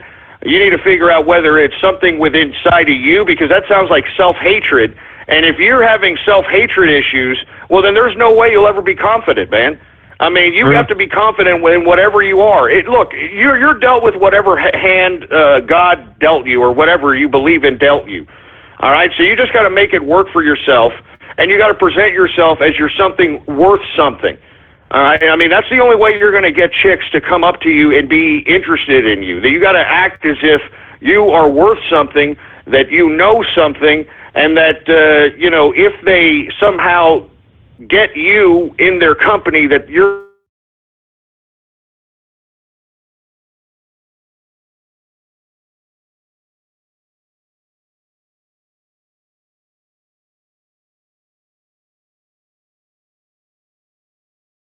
excitement in their life. They're going to be all over you. It's very, very simple. I mean, seriously, getting women is not hard.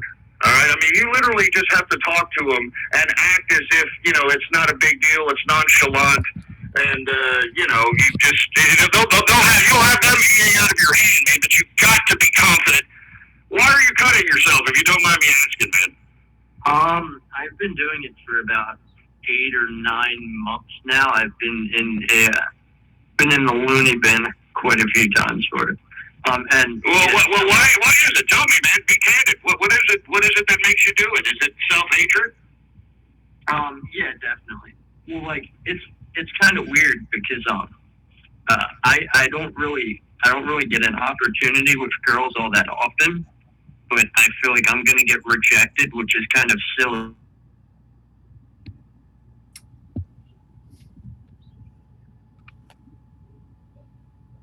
Well, I mean, in my personal opinion, I think that you need to look inside yourself and figure out what exactly it is that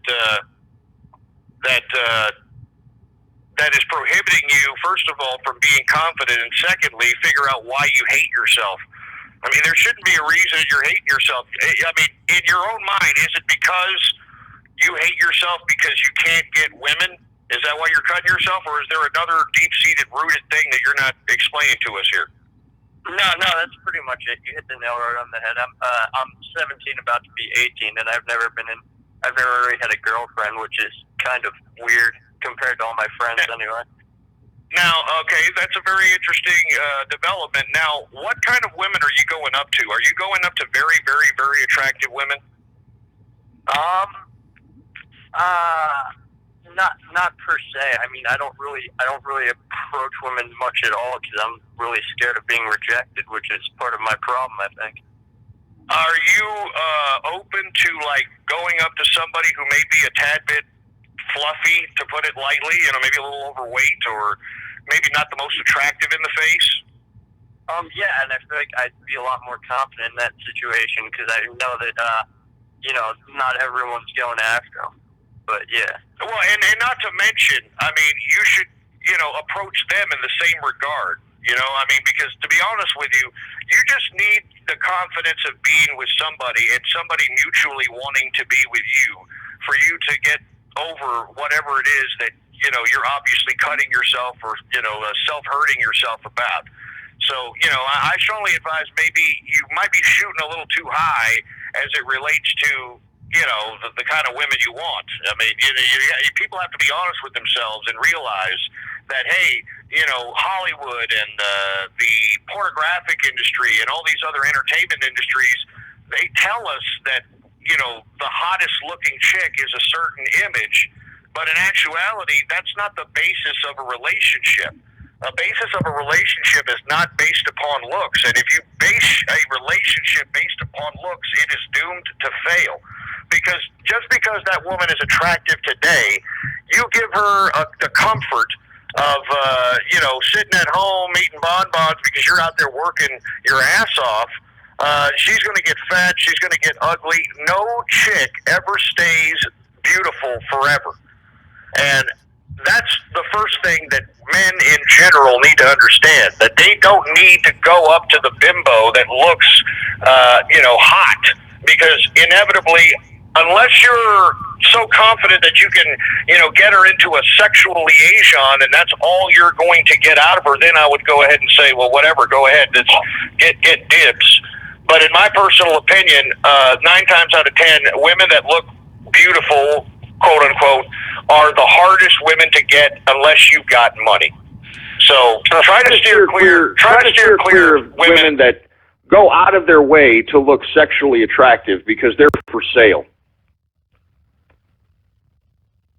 You know what I'm saying?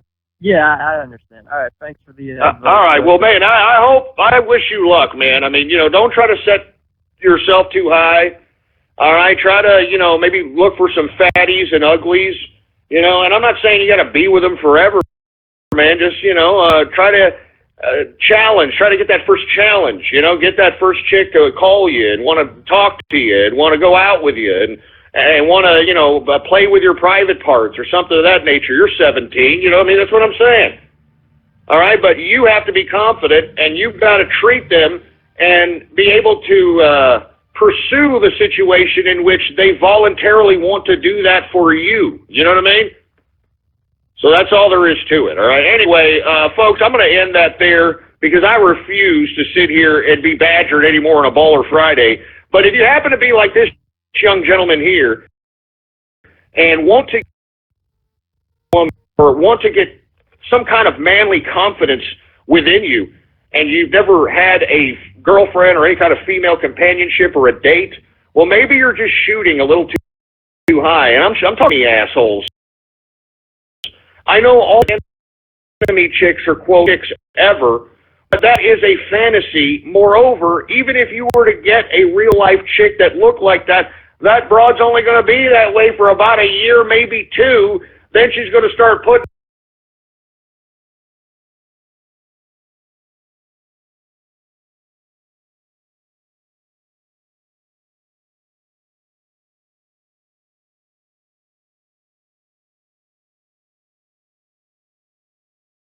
when the turbulent times are overwhelming. Is that person going to help you when your health is at risk? I mean, these are the questions that you need to ask. Is that person going to help you in a long-term relationship, whether it's heterosexual, homosexual, or transsexual, or bisexual? Well, it doesn't matter. I mean, these are the kinds of things that people need to start recognizing they want in life, not just the idea of, oh, that looks good, I wish I could have it. I mean, big deal. I mean, big deal, man. I'm telling you this right now. The reason the majority of males are alone today is because, first of all, they're aiming way too high. They need to look at themselves in the mirror. First of all, if you don't have chicks naturally coming up to you, then obviously you're not an attractive guy. I'm sorry. I'm sorry. This is true, all right? If you don't have chicks naturally coming up to you, because chicks will naturally come up to you, believe it or not, and they'll make moves on you. They'll be like, hey, I'm telling you this right now. They will. And if you're not naturally having that, well, maybe there's something wrong with the way you look. I'm serious. I'm sorry.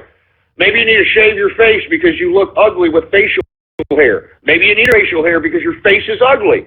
Maybe you need to cut your hair because it's too long and scraggy. Maybe you need to grow your hair because your short hair makes your head look too big or your ears too big. I mean, these are the things that you got to think about here, right? I'm serious. All right, you got to make yourself look like you're a man. You got to make yourself look like if you're not successful now that you're going to be successful, that you're confident. That's what women love. They love confidence. They love a confident man. All right, they like a man that knows what to do. All right, you know, you hear about this, women like a man that takes charge. All right, let me explain something to you. All right, taking charge does not mean that you tell women what to do and give them backhands. All right, take charge means that you're the man and you've got the answers. And when you don't have the answers, well, then you're not the man, are you? So that's what I'm talking about. And if you're not the man that has answers, well, then maybe you need a dominating woman who dominates your little fruity ass. All right? I mean, you just need, these are the kind of questions that you need to ask. These are the kind of things that, as a male, you need to start asking yourself, and you need to start telling yourself. All right? If women are not naturally coming up to you and trying to talk to you and conversate with you, then you're not a very attractive person. So that means that you are going to have to be the communicator, that you are going to be the one that has to talk to these women. And I'm telling you this right now, don't go up to women with the intention or having them even feel the inkling that you're trying to get in their pants, that you want to get their number. The easiest way to get a woman eaten out of your hands is to act like you're nonchalantly talking to them in casual conversation. Make them laugh, make them smile, make them feel safe. And then after about 10 or 15 minutes of conversation, you can start asking for the number. It's very easy to ask for the number. All you got to do is say, hey, you know, you're a very interesting person. I'm very glad I met you here. Can I have your number? Maybe we could talk about this some other time. You know, this makes this whole situation of meeting you makes this whole event worth coming here. You know, all that crap. But don't sound desperate, man. Don't sound desperate. And sound confident, man. And do it for America. Do it for America. Since this is the 4th of July weekend, if you're not going to do it for yourself, do it for America. And that's why I'm saying don't shoot too high, all right? Do not shoot too high, for Christ's sake, all right? Calm your ass down. Calm your ass down and make sure that you shoot. If women aren't coming up to you, then maybe you should shoot for the fatties or uglies, all right? And once you get a fatty or ugly to play with your private parts, then as a man you start growing a little bit and realizing that, hey, well, maybe I'm not a pathetically anal loser. Maybe chicks do want me, so on and so forth, all right? So anyway, folks, I want to thank everybody for tuning in with me. I didn't realize I was going to stay here for the whole third hour. But once again, I want to thank everybody for tuning in with me for this Baller Friday, 4th of July weekend edition, folks. I mean, I'm excited, but once again, be careful by a potential false flag or a potential terrorist attack this weekend, because there's so much corruption and criminality surrounding the Clintons, surrounding Loretta Lynch, surrounding Obama. They have to do this so that they can deviate the minds of the American general public from the actual facts of the matter, that this is a corrupt, criminal, bureaucrat government. Anyway, I'll be back Monday, 4 p.m. Central Standard Time. All right, blogtalkradio.com/ghost is the official website. All right, blogtalkradio.com/ghost. And, of course, folks, follow me on Twitter, baby. All right, Politics Ghost is the name to follow. All one word, no underscores. Politics Ghost.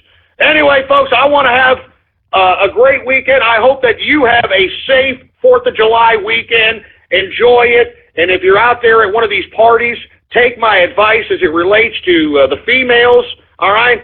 Don't overshoot yourself, all right? And be confident, but don't act as if you want them, all right? Act as if it's a casual conversation, and when you have a casual conversation and you see a smile every now and then on the woman's face, you make her laugh. After about 10 or 15 minutes, you ask for the number. And if she says no, well, then stop wasting your time and move on to somebody else. It's as simple as that, all right? It's as simple as that.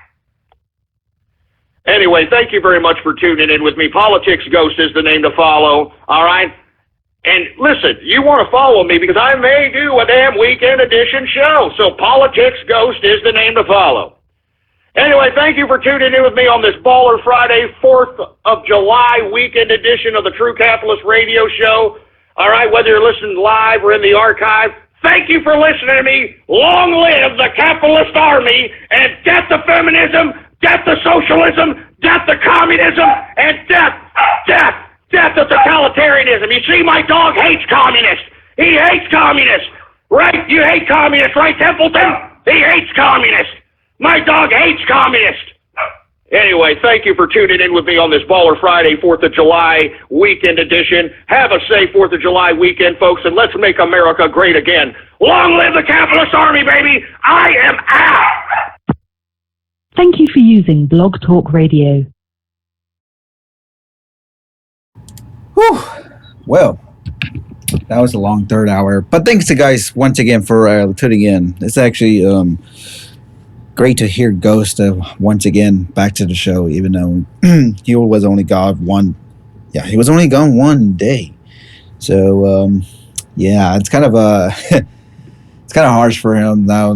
You know, trolls are gonna hit him very hard on on that. I mean, really, it just kind of feel bad, but hey, that's Ghost life, man.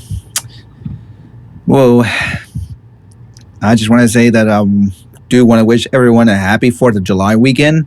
Of course, if that's if you live in the United States, but if you wanted to participate with us, just happy Independence Day, and hopefully you guys have a good 4th of July weekend. Make sure you stay safe and don't do anything stupid or crazy. Anyways, one last thing. I wanted to aware everybody that starting next Thursday, I'm going to be away flying to Baltimore for weekend con. That'll be good. I'm pretty sure you know what con I'm talking about. And if you're following on Twitter, which is at the Brilliant Network, you guys know what I'm talking about. And of course, I made the announcement on my YouTube channel as well. So I'm going to go Thursday and Friday of next week. I'm not going to be able to stream the TCR streams. That is just, I know that some of you guys are going to be a little bit saying, oh man, but don't worry. So I'm just going to be off just those 2 days until 2 weeks from Monday. So I'll keep you streaming for Monday through for Wednesdays for next week. But Thursday, Friday, I'm off. And, I'm going to be off for the con for that weekend.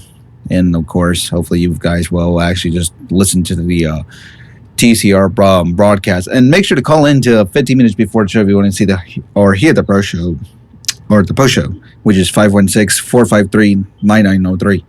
Make sure you call that 15 minutes before the show, which the show starts at 4 p.m. Central, 5 p.m. Eastern, and 2 p.m. Pacific.